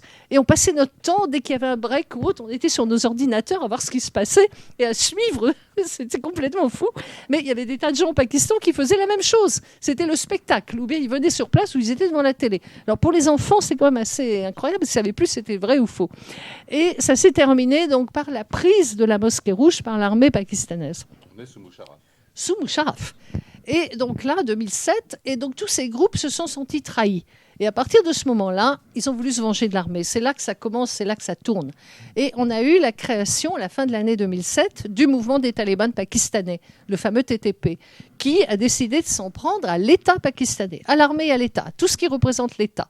Donc, qui a fait des attaques extrêmement ciblées et qui continue à cibler ces attaques. Alors évidemment, si vous attaquez un bus de civils qui travaillent pour l'armée, que vous l'attaquez le matin à l'heure de pointe dans la rue, vous allez tuer plein de gens. Ça, donc il y a toujours des civils qui sont tués aussi. Ça leur pose pas trop de problèmes, apparemment. Bon, pas de problème éthique. Mais ils ont toujours une cible bien précise et ils n'attaquent pas n'importe qui, n'importe comment. C'est quand même l'armée surtout. Ils en veulent à l'armée qui après a commencé à mener des opérations en zone tribale, mais en épargnant une zone tribale, celle du Waziristan du Nord, parce qu'ils savaient très bien ce que ça allait provoquer en retour. Et que là, c'était très risqué et très dangereux. Bon. Déjà, à l'époque de la Mosquée Rouge, ils ont laissé les militants pendant plus de 6 mois dans la Mosquée Rouge avant d'intervenir. J'avais posé la question à des généraux, mais enfin, faites quelque chose. Pourquoi vous laissez parce qu'ils croyaient peut-être que ça allait s'arrêter tout seul. Ben non, c'était de pis en pis. Ah oui, mais vous vous rendez compte, si jamais on attaque, les conséquences qu'il y aura pour Musharraf. Et puis, on ne sait pas du tout ce qui va se passer. Il y aura des attentats suicides partout dans le pays et tout. Bon, ils avaient raison. Mais donc, ça avait retardé l'attaque contre cette mosquée. Même chose dans les zones tribales. On ne peut pas attaquer le Waziristan du Nord parce que c'est là que se trouve le fameux groupe Haqqani qui mène des opérations donc en Afghanistan et qui est soutenu par l'establishment militaire pakistanais. Donc, c'est un groupe qui avait joué un rôle, Jalaluddin Haqqani, que nous avons bien connu dans les années 80, qui était un héros pour nous tous. C'est un commandant qui avait à la fois une légitimité religieuse et une légitimité militaire. Il n'y en avait pas beaucoup des comme ça. Bon, et qui était sur le terrain et dont les fils ont pris la relève. Un certain nombre ont été tués par des tirs de drone américains, mais enfin, ce groupe est toujours présent là, entre le Pakistan et l'Afghanistan. Ils ont de chaque côté et ils passent la frontière. Ils vont mener des opérations assez sophistiquées à Kaboul. Et ils reviennent dans ce sanctuaire. Et ils ne mènent pas contre l'armée pakistanaise. Du tout. Ah non, du tout. Ils ont un sanctuaire au Pakistan, ils ne vont pas se retourner. Bon. Et donc, à partir de 2014, l'armée pakistanaise a enfin lancé une opération dans le Waziristan du Nord. Et une opération qui, manifestement, a été efficace, qui a affaibli considérablement le mouvement des talibans pakistanais. Mais beaucoup de talibans pakistanais qui, évidemment, s'attendaient à ce que l'opération ait lieu, avaient eu largement le temps de se réfugier en Afghanistan. Donc ça marche dans les deux sens. Parce que vous avez des groupes de talibans pakistanais réfugiés en Afghanistan qui, à partir de là, viennent mener des opérations contre l'armée pakistanaise et qui retournent dans leur sanctuaire. Et les Afghans disent ils font rien contre le gouvernement afghan, pourquoi on s'en prendrait à eux? Voilà. Donc ça, c'est un échange de bons procédés. Exactement. Et donc la grande méfiance entre les deux pays, il faudrait d'abord s'attaquer à ça, quoi. Chacun abritant des militants qui vont faire des opérations chez l'autre. Et on ne sait pas demain que ce sera réglé. Et donc les zones tribales se sont encore plus vidées de leur population. Et les opérations contre l'armée, évidemment, ont redoublé, comme on pouvait le craindre, après cette opération militaire dans le nord du Waziristan. Et l'armée pakistanaise a connu des pertes extrêmement lourdes, parce que les militaires pakistanais ne sont pas préparés à aller se battre sur un terrain comme ça. Ce n'est pas des batailles de chars contre l'Inde, ça n'a rien à voir. Et puis parce qu'ils affrontent des gens qui sont sur leur terrain et qui le connaissent parfaitement bien. Donc il y a eu, pour l'armée, ça a été très démoralisant, parce qu'il y a eu des pertes énormes. Et on est encore dans une tradition aussi de l'armée britannique, où les officiers vont au combat avec leurs hommes. Donc il y a eu énormément de pertes parmi les officiers, les jeunes officiers pakistanais, à la suite donc de ces opérations en zone tribale. Donc ça a été vraiment très, très, très dur pour eux. Et donc les populations ont quitté les zones tribales parce que l'armée pakistanaise aussi, elle ne sait pas faire de la guérilla, donc elle bombarde. Voilà, elle commence par bombarder et après elle arrive sur le sol. Et elle bombarde tout. Donc les champs, les maisons, les magasins, tout disparaît. Au sein de l'armée pakistanaise, où il y a quand même une tendance d'armée pakistanaise qui est assez islamiste, un sentiment de malaise. Il y a un très fort sentiment de malaise. J'avais parlé avec de jeunes officiers qui étaient très embêtés de ce qu'ils faisaient, mais qui disaient « mais je suis militaire, je suis officier, donc j'obéis aux ordres ». Il n'y a pas de contradiction entre l'État et... Non, ils choisissent d'être militaires et ils disent je fais ce qu'on me demande de faire. Ce sont des musulmans que je tue, d'autres Pakistanais, mais... Bon. Donc pour le moment, l'armée arrive encore et l'armée sait très bien comment se débarrasser des éléments déviants. Ça, ils savent très bien faire. Pour le moment. Ça ne durera peut-être pas toujours, mais enfin pour l'instant. Et il y a toujours un esprit de corps qui est extrêmement fort. Et ce qui a permis de mener des opérations comme ça, sinon ils n'auraient pas pu. Alors on dit qu'il y a des endroits où ils ont évité d'envoyer des Pashtuns, parce que quand même il fallait éviter de se trouver après dans des situations compliquées à gérer, donc on avait évité. Mais vous envoyez des Pendjabis dans ces zones-là, ce sont des étrangers, c'est une armée étrangère. D'ailleurs, est-ce que les Pendjabis sont vraiment des musulmans, des hindous, ces gens-là? Donc il y a quand même un peu, oui, ça on l'entend tout le temps. Mais vous savez très bien, voyons Mariam, vous savez bien qu'à l'est de l'Indus, il n'y a plus de musulmans, quoi. Bon. Ça, c'est une chose qu'on entend souvent et qui est... Bon, dites-nous un mot aussi sur les nouveaux arrivants. Alors, les nouveaux arrivants. Les nouveaux arrivants. Ouais. C'est-à-dire... l'État islamique. Non, mais l'État islamique, ça, c'est un autre problème. Donc, les zones tribales se sont vidées largement de leur population. On essaye de faire revenir les gens, mais évidemment, vous n'allez pas rentrer chez vous si vous n'avez plus rien. Il n'y a plus rien du tout. Tout a été détruit. Qu'est-ce que vous allez faire? Et puis parce que l'armée ne sait pas ensuite tenir une zone. C'est-à-dire qu'ils savent nettoyer et puis ensuite ils ne savent pas tenir. Et les gens ont très peur parce qu'on a vu ça déjà dans d'autres zones tribales. Une fois que l'armée est partie, les talibans locaux reviennent. Donc vous n'êtes pas en sécurité du tout. Donc c'est extrêmement difficile. Donc, beaucoup de gens ne rentreront jamais dans les zones tribales. Donc ils ont été urbanisés de force. Pour un sociologue, on a l'impression qu'on vit quelque chose qui est extraordinairement intéressant d'un simple point de vue sociologique. De l'urbanisation forcée, déplacement de population, des changements démographiques dans certaines villes. Enfin, il y a des tas de choses intéressantes.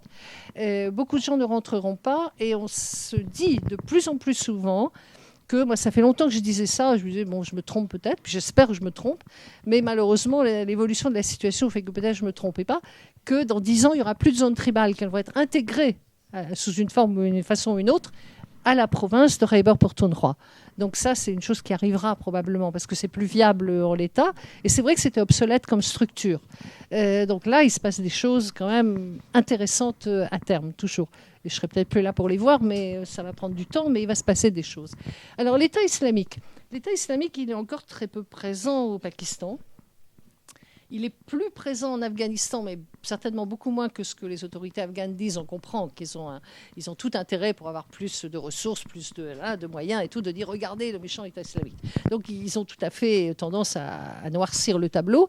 Mais les talibans afghans, cette fois, sont quand même ceux qui combattent l'État islamique. Ils sont les plus efficaces contre l'État islamique. Donc là, on se trouve dans une situation paradoxale où vous avez le gouvernement afghan, les Américains et les talibans qui ont le même ennemi quand même. Et c'est les talibans qui font le travail sur le terrain. C'est quelques tirs de drones américains, ça ne va pas bien loin. Bon, c'est surtout dans des régions qui sont des régions frontalières du Pakistan, donc notamment dans la province de Jalalabad, de Nangarhar, c'est là qu'ils étaient le plus présents. Et on trouve beaucoup des dissidents des talibans afghans qui annoncent leur allégeance à l'État islamique, sans que l'État islamique réagisse d'ailleurs parfois. Mais si vous faites allégeance à l'État islamique, ça vous donne une certaine médiatisation, parce que moi j'ai tous les journalistes qui m'appellent « Ah, vous avez entendu, tel commandant fait allégeance à l'État islamique, réagissez là-dessus. » Qu'est-ce que vous voulez que je dise ? Rien d'intelligent à dire, je comprends très bien pourquoi ils font allégeance à l'État islamique. Après, si l'État islamique répond, c'est autre chose.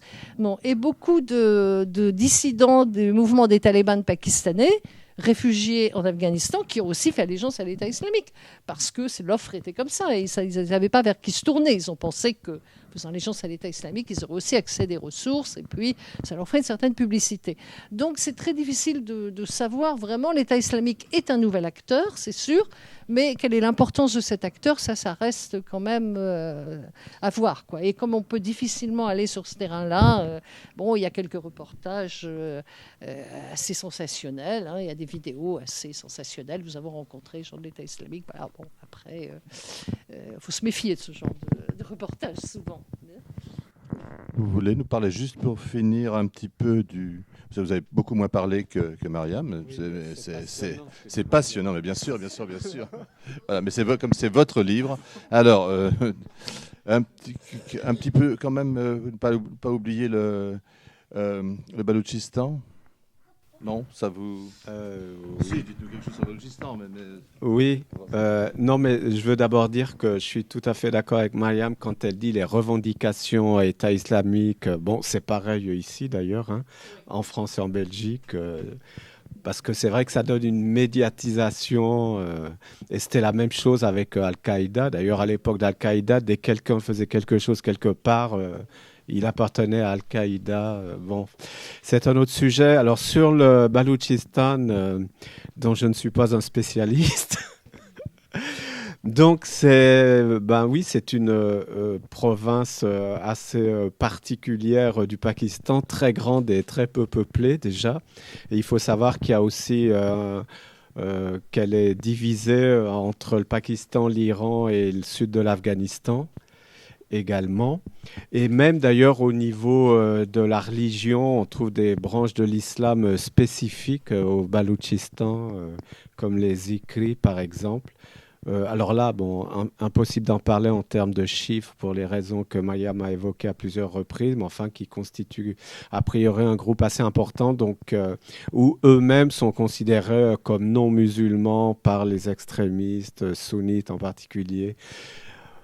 Bon, et le Baloutchistan également, donc il y a entre guillemets des velléités d'autonomie et d'indépendance depuis très longtemps. Depuis, en tout cas... Depuis l'indépendance. Depuis l'indépendance. Et alors, c'est vrai, bon, il y a une chose... Et même, ils auraient peut-être même pas dû intégrer le Pakistan. Alors là, je ne me prononcerai pas parce que... Je crois qu'on leur avait fait un certain nombre de promesses, les Anglais. Oui, mais je ne sais pas s'ils en ont fait spécifiquement au Baloutch et pas d'autres. Enfin, non, ce que je voulais dire, c'est qu'il y a aussi un phénomène dans l'histoire du Pakistan qui est souvent sous-estimé. Et dans un livre que Max Jean Zins avait publié maintenant il y a quelques temps, lui, le mettant bien en valeur. Alors, malheureusement, ma mémoire étant défaillante, je ne sais plus comment il le formulait exactement, mais c'est le... Ah bah si, ou peut-être la deuxième partition, c'est la sécession du Bangladesh, qui a été un traumatisme énorme, parce qu'il faut savoir que ça a été la remise en cause totale de l'idéologie sur laquelle le Pakistan avait été créé, c'est-à-dire qu'il y aurait, je ne sais pas comment appeler ça, entre guillemets, une nation musulmane. Et là, des gens qui étaient pakistanais ont fait passer le nationalisme bengali avant l'appartenance à l'islam. Donc ça a été vraiment un énorme traumatisme. Et c'était ensuite Bhutto qui est arrivé au pouvoir. Et donc Bhutto, il avait une frayeur, sans doute parmi d'autres, mais c'est que ça fasse tache d'huile. Et en particulier... chez les Sindhis, puisqu'il y avait aussi des mouvements indépendantistes chez les Sindhis et chez les Baloutches. Et donc, ces mouvements autonomistes séparatistes du Baloutchistan ont subi dès cette époque une répression très forte, donc dès les années 70. Et à ce sujet, il faut savoir d'ailleurs que Bhutto a eu le soutien du Shah d'Iran, de l'aviation du Shah d'Iran, pour réprimer ces différentes velléités. Donc depuis, le Baloutchistan est toujours resté un peu à part, mais bien que ça paraît un peu bizarre de dire ça, parce que quelle province du Pakistan n'est pas un peu à part vis-à-vis des autres. Mais en tout cas, concrètement, il faut des autorisations spéciales, par exemple, quand on est étranger pour aller au Baloutchistan. Ce qui n'est pas le cas du Pendjab ou du Sindh. Après, pour la Khyber Pakhtunkhwa, c'est un peu différent encore. Et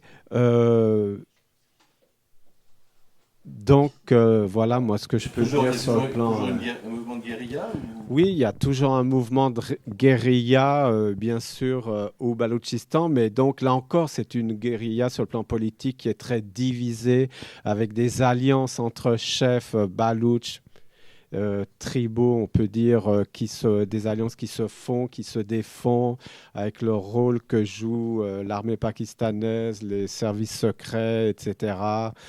Donc c'est une situation, une fois encore, qui est, comme l'a dit Myriam, ce qu'on a du mal, c'est à voir, c'est combien ces situations sont fluctuantes et sont changeantes. Vraiment, si on s'intéresse en micro-observation à un phénomène donné, c'est vraiment la première chose qu'on voit sur quelques années.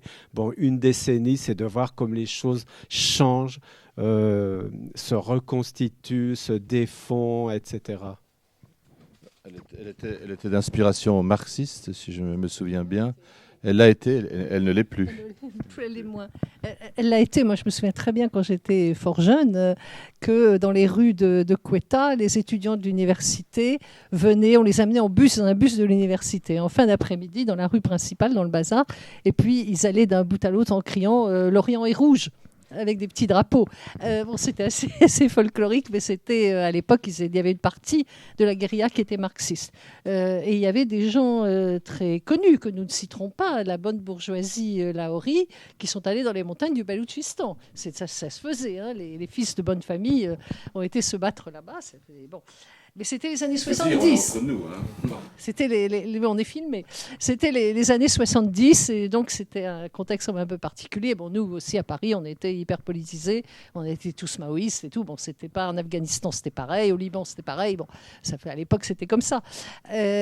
Donc mes étudiants, ça leur paraît toujours très étrange, mais c'était un fait dans les années 70.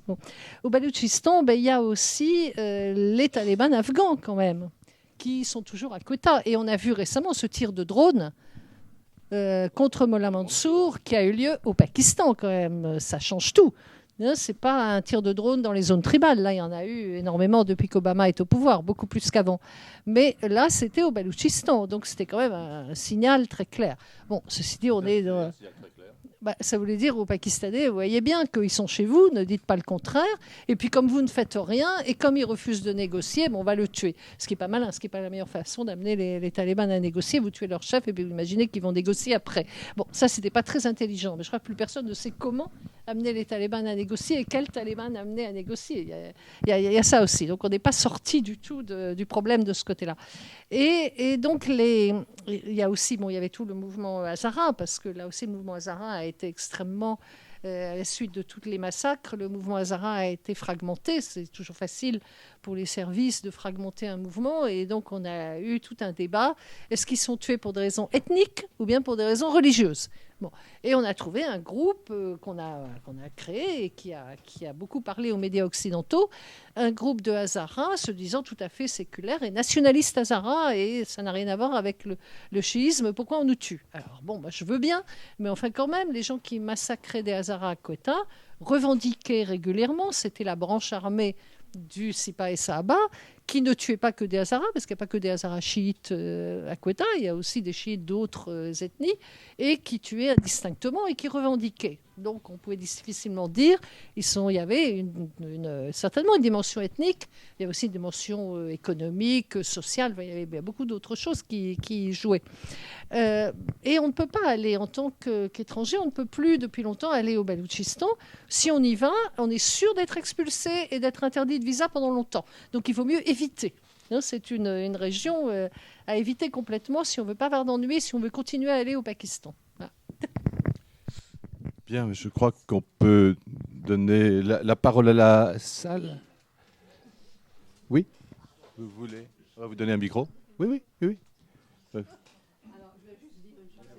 Vous allez avoir un micro. Comme on n'a pas abordé la question des services secrets pakistanais, c'est peut-être le moment si certains ou certaines ont des questions. Je voulais juste dire à Mariam que j'ai été au Baloutchistan cet hiver, mais effectivement, les étrangers n'ont pas le droit d'y aller. Et je suis passée par une permission. Oui, avec une permission, etc. Une permission du ministre, ça a été toute une histoire. Il m'avait mis d'ailleurs plein de gardes du corps. Non, la question que je voulais poser tout à l'heure, c'était à propos du pèlerinage à Lahore de Data Ganj. Je voulais savoir, de Data Ganj, hein, n'est-ce pas? Oui, voilà. Est-ce qu'il y a encore actuellement des hindous qui suivent ce pèlerinage? C'est pour vous la question. Peut-être des chrétiens, je ne sais pas. Probablement, oui, bien sûr, mais ça, on ne peut pas le savoir quand on est là dans les Mais milieux. alors, il y a un livre qui vient d'être publié, il y a un Allemand qui a fait une thèse sur Data Sahab et qui vient d'être publié par Oxford University Press, Karachi, cette année-là, début 2016. Si vous voulez. Oui, mais cela dit, vous savez s'il y a des hindous qui suivent, si c'est possible actuellement, c'est possible actuellement qu'ils suivent. Mais les hindous fréquentent au Pakistan les sanctuaires soufis, hein, partout. Encore. Bien sûr. Je pensais qu'actuellement ils étaient tués s'ils le faisaient, non? Non. Ah, d'accord. Moi, j'aurais une question de non-spécialiste. Vous avez dit que les talibans pakistanais n'avaient aucun rapport avec les talibans afghans. Enfin, ce n'était pas la même chose, c'était très différent. Donc, je voudrais que vous nous en disiez un petit peu plus. Quelle est la différence entre les deux mouvements? Est-ce qu'il y a une différence idéologique? Est-ce qu'il y a des liens? Est-ce que vous pouvez nous en dire un petit peu plus? Alors, des liens, il y en a probablement eu au début, parce qu'il y a un certain nombre des gens qui se trouvent au sein du mouvement des talibans pakistanais, les gens historiques, parce que beaucoup ont été tués quand même. Donc, on va dire les historiques qui s'étaient battus en Afghanistan un peu, avaient des liens. Hein. Mais après, le mouvement des talibans pakistanais s'est tellement fragmenté. Il y a tellement de groupes différents sur des bases tribales, bien souvent, qui ne s'entendent pas, qui s'entretuent de temps en temps. Donc c'est très, très difficile de savoir. Mais ils ont un but qui est très clair et annoncé, c'est de combattre l'État pakistanais. C'est ça leur but, c'est en passant par l'armée qui représente l'État et tout ce qui représente l'État pakistanais. C'est ça leur cible, puisqu'ils ont été trahis, ils sont retournés, ils ont déclaré un djihad contre l'État. Les talibans afghans sont des islamo-nationalistes qui sont actifs en Afghanistan, sur le terrain afghan. Et ce qui les intéresse, c'est de retrouver le pouvoir ou une partie de pouvoir, peut-être pas la totalité, en Afghanistan. Mais ils ne vont pas porter le djihad à l'étranger. Ce n'est pas du tout leur but. Alors que les talibans pakistanais sont beaucoup plus extraterritoriaux et ont des liens à l'étranger. Ils ont des liens avec les Arabes, ils ont des liens avec Al-Qaïda. Maintenant, ils annoncent avoir des liens avec l'État islamique. Enfin, au moins, ils font allégeance de temps en temps. On ne sait pas quel est le retour. Mais ils sont beaucoup plus dans l'extraterritorialité. Ce n'est pas du tout la même chose. Hein. Parce qu'au-delà de l'État pakistanais, après, ils ont d'autres projets, bien sûr, le jour où ils seront venus à bout du Pakistan. Et moi, je disais à l'époque, je dis ça souvent aux États-Unis et les gens ne comprenaient pas, que le but des talibans pakistanais, c'était vraiment de détruire, c'était de faire s'effondrer. Je faisais la différence entre chaos et collapse, et qu'eux voulaient faire s'effondrer l'État pakistanais, qui se battaient pour ça. Tandis que les gens d'Al-Qaïda, ou maintenant les gens de l'État islamique, eux prospéraient dans le chaos, donc avaient besoin du chaos, et pas de l'effondrement. Parce qu'il y a le chaos, mais il y a quand même une sorte de sanctuaire pour eux. Donc, ce n'est pas du tout la même chose.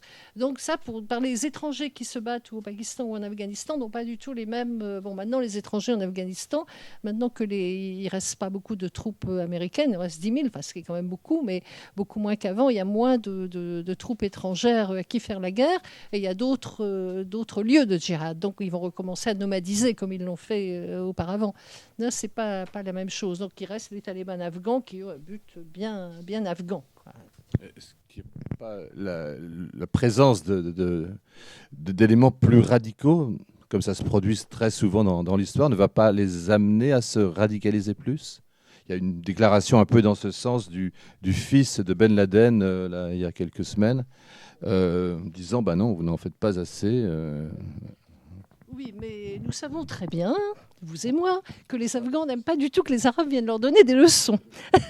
Surtout des leçons d'islam ou autre chose. On connaît ça très bien. Donc, le fils de Ben Laden peut dire ce qu'il veut, mais enfin, quelle influence ça aura sur des Afghans, ça reste à voir. Hein. Ça, c'est moins sûr. Oui. J'aimerais bien savoir, vous avez dit tout à l'heure qu'il n'y aura plus de zones tribales. J'aimerais bien savoir quels sont les éléments, selon vous, selon lesquels il n'y aura plus les zones tribales dans quelques années. Et puis, si on peut penser qu'il n'y aura plus les zones tribales, ça veut dire qu'il n'y a plus les chefs de tribu. Et s'il n'y a pas de chef, bien sûr que les zones tribales, ils sont beaucoup plus arrière par rapport à... Est-ce que ça serait pas, suite à la question, ça serait pas un mal qu'il n'y ait plus de zones tribales, puisque finalement, je vais rappeler que dans les zones tribales, je crois que les femmes n'ont toujours pas le droit de vote. Si, elles ont le droit de vote. Depuis peu, alors, depuis peu. D'accord. Il y a pas si longtemps, c'était encore la règle de la punition collective. Je sais pas si c'est... Il y avait un certain nombre, enfin je veux dire, ce sont les endroits, je crois que le taux d'alphabétisation des femmes était je crois que c'était, le taux d'alphabétisation des hommes était quelque chose de 0,5% et c'était quasiment zéro pour les femmes. Donc... Bon, là, il faut quand même être prudent là-dessus parce que pour m'être baladé dans les zones tribales et pas hier, enfin quand on pouvait, on voyait quand même un nombre impressionnant d'écoles et des enfants le matin qui allaient à l'école. Donc ça dépend où. On ne peut pas généraliser. Hein, si je parle de Kouram, par exemple, qui était une zone tribale à majorité chiite, certes, ce qui explique qu'on insistait plus sur l'éducation, mais quand même. Ailleurs, c'était aussi comme ça. Vous voyez Khyber, qui est plus proche de Peshawar, il y avait quand même pas mal d'écoles et beaucoup d'enfants qui allaient à l'école. Donc 0,12%, je ne sais pas d'où ça sort. On n'en sait rien du tout. Il faut toujours, oui, c'est pareil. Il faut toujours être prudent avec tous les chiffres. Bon, qu'on supprime, il y a évidemment un certain nombre de gens dans la société de ces autres qui sont depuis longtemps en faveur de la suppression. Ceux qui sont opprimés, évidemment. Donc les jeunes, les gens défavorisés, il y a des catégories de gens pauvres, des paysans pauvres, toutes sortes d'artisans pauvres et autres, qui sont totalement à l'écart du système parce que le système, au fil du temps, n'est plus un système qui donne la justice sociale. Et évidemment, il y a ceux qui défendent le système, sont ceux qui bénéficient du statu quo, c'est-à-dire tous ceux qui avaient fait des réseaux avec l'administration, qui est une administration qui est totalement coloniale. On n'a rien changé après 1947, c'est pour ça que c'est obsolète. On a toujours ce political agent dont le nom est le même qu'à l'époque coloniale, qui est censé représenter la tribu, faire l'intermédiaire entre le gouvernement fédéral et les tribus. Bon. Et localement, on n'a pas de chef tribaux en milieu pachtoun. Faire très attention à ça. Il n'y a pas de chef tribaux au sens où les Français l'imaginent. On n'est pas chef ad vitam aeternam. On n'est pas chef parce que son père l'était. Il faut montrer constamment qu'on est digne de l'être. Donc ça oblige à respecter un certain nombre de valeurs, ça oblige à faire un certain nombre de choses. Sinon, les gens vont se détourner de vous, ils vont aller suivre un autre chef qui répondra plus à l'image qu'on se fait d'un chef. Donc on n'a pas des chefs tribaux comme ça permanents. On a des personnages qui ont été cooptés par l'administration, des maliks et autres, à qui on donne une allocation chaque année, qui normalement doit servir à la tribu. En fait, ce n'est pas ce qui se passe. Et on a donc une corruption énorme autour du political agent et des gens qui... Bon, les political agents, il y a bien longtemps qu'ils ne sont plus dans les zones tribales et qui restent à Peshawar et qui n'en bougent pas, pour des raisons de sécurité et autres. Et beaucoup de tous ces... Au début de l'insurrection, au tout début, alors ça, je vous renvoie à ce que j'ai publié là-dessus. Au tout départ de l'insurrection, j'avais pris le modèle du Waziristan du Sud parce que sociologiquement, c'était extrêmement intéressant. Ils ont tué des centaines de ces Maliks. Les militants ont commencé à s'en prendre à ces gens-là. Donc tous ceux qui faisaient un peu toute cette structure administrative sont eux qui ont été assassinés en premier. C'était un rejet, il y avait un rejet complet, il y avait une question de génération là qui était très forte, il y avait un rejet complet de l'ancien système. Et les gens au début ont bien accueilli. Parce qu'en plus, ils rendaient la justice, ils ont tué un certain nombre en place publique, un certain nombre de bandits, et les gens disaient, ah ben quand même, il y avait l'impunité totale, au moins maintenant, bon, puis ça va vite. Donc au départ, après, ils s'en sont pris à la population et ils ont commis des atrocités. Là, ça a changé complètement. Mais il y a eu quelques années au début où ils répondaient à ce qu'attendaient les gens. Bon, si vous regardez Swat, qui n'est pas une zone tribale, il y a eu exactement le même phénomène, pour les mêmes raisons. Et c'est toujours la justice et autres.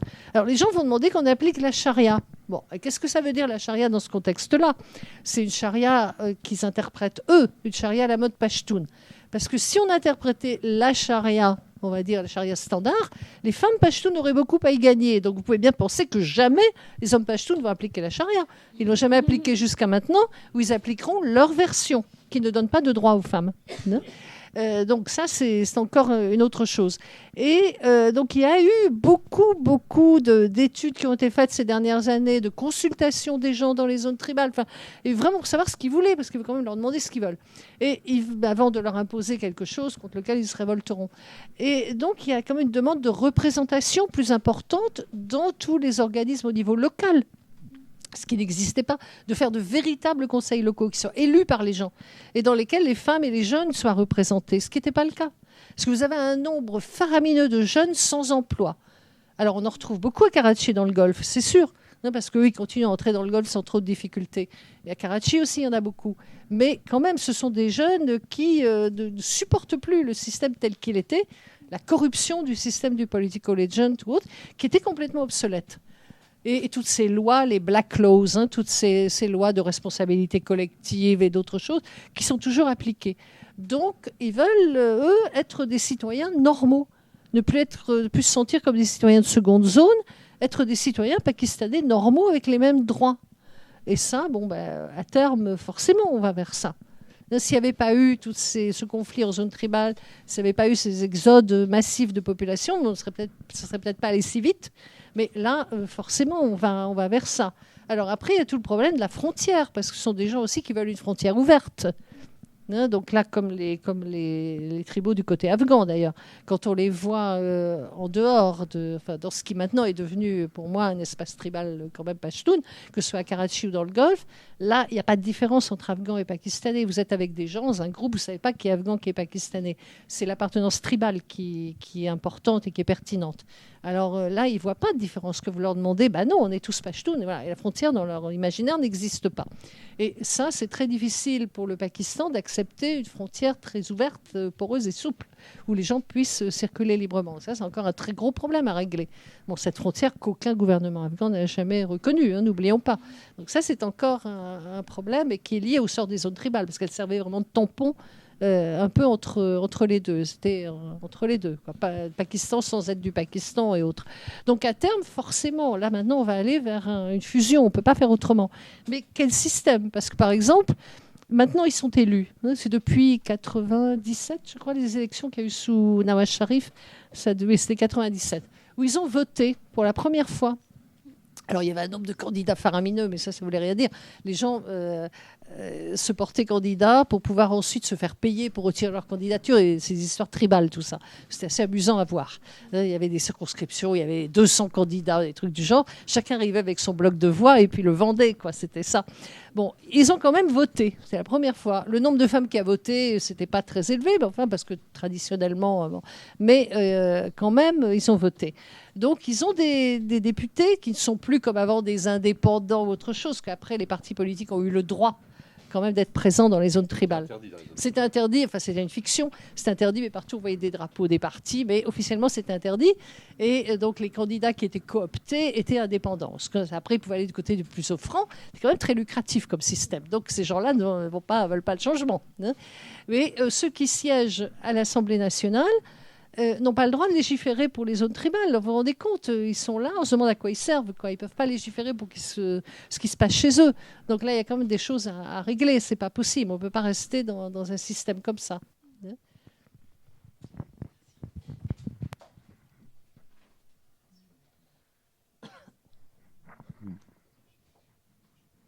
Plus de questions?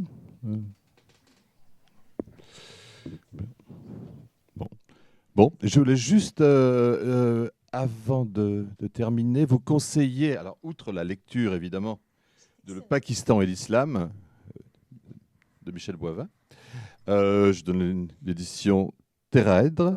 Donnez le sous-titre. Anthropologie d'une république islamique. Et j'ai trouvé la phrase. Je n'ai pas dit qu'il n'y avait pas le mot violence, mais je ne suis pas anthropologue de la violence. Non, mais il y a l'anthropologie de la violence est au cœur de l'anthropologie. En tant que science, oui. Donc voilà, juste... oui, je voulais juste conseiller deux romans écrits par des romancières pakistanaises, traduits en français. Le dernier, là, il y a quelques mois, c'est La 8e reine de Binasha, que je trouvais absolument excellent. Où on croise, alors on a toute une histoire, l'histoire de Benazir et de Cindy.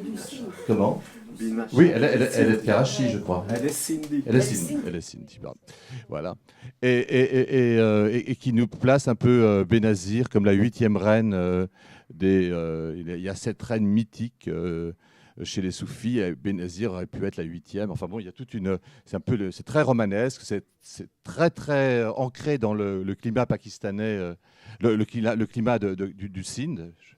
Et c'est absolument palpitant. Et puis, il y a une autre écrivaine, on dit maintenant, qui, elle, vit en Angleterre, mais qui est aussi originaire du Sindh. J'ai toujours un peu de mal avec son nom, mais enfin, son livre... Alors, j'ai lu son livre en anglais, je n'ai pas le titre en français, c'est « A God in Every Stone ». C'est un titre... Le titre français n'est pas très réussi, c'est pour ça que je n'ai pas retenu. S'appelle...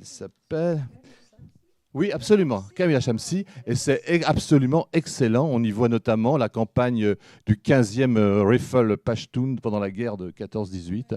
Ça, c'est absolument... Mais il n'y a pas que ça, il y a extraordinaire. C'est un livre aussi absolument extraordinaire. Ce sont deux romancières et vraiment, vraiment, lisez-les parce que on découvre vraiment ce qu'est le Pakistan, la culture pakistanaise, l'histoire pakistanaise, et ça décoiffe vraiment, vraiment. C'est ces deux romancières en même temps. Oui, elle est francophone, oui, absolument. Et en plus, il y a une vraie prise de risque de ces romancières en même temps, en plus de leur talent. Voilà. Merci beaucoup. Tu voulais dire quelque chose? Un troisième. On va ajouter un troisième sur le Pendjab que vous devez lire, qui a été traduit aussi en français, qui est Daniel Moïnoudine. Le titre français aussi est un titre qui n'a pas beaucoup de rapport. La saison des mangues introuvables, je crois, ce qui n'a pas de rapport avec le sujet, sur le Pendjab, qui est vraiment quelque chose qui rend très bien la société pendjabi, ce qu'elle est de nos jours. C'est à recommander fortement. Il écrit très bien en anglais, donc c'est dommage de le lire en traduction. En anglais, ça s'appelle « In Other Rooms, Other Wonders ». C'est vraiment très beau. Et il est à moitié américain, à moitié pakistanais, et il vit au Pakistan. Voilà. La saison des mangues introuvables. On aime beaucoup mettre mangue dans les titres parce que le Pakistan est très fier de ses mangues, à juste titre. Absolument. À juste titre, oui. Il a la réputation d'être les meilleurs du monde. Oui, j'ai réussi à faire reconnaître par un ambassadeur d'Égypte à Paris que les mangues pakistanaises étaient meilleures que les mangues égyptiennes. Alors, quand même, c'était pas facile. Merci beaucoup. Merci.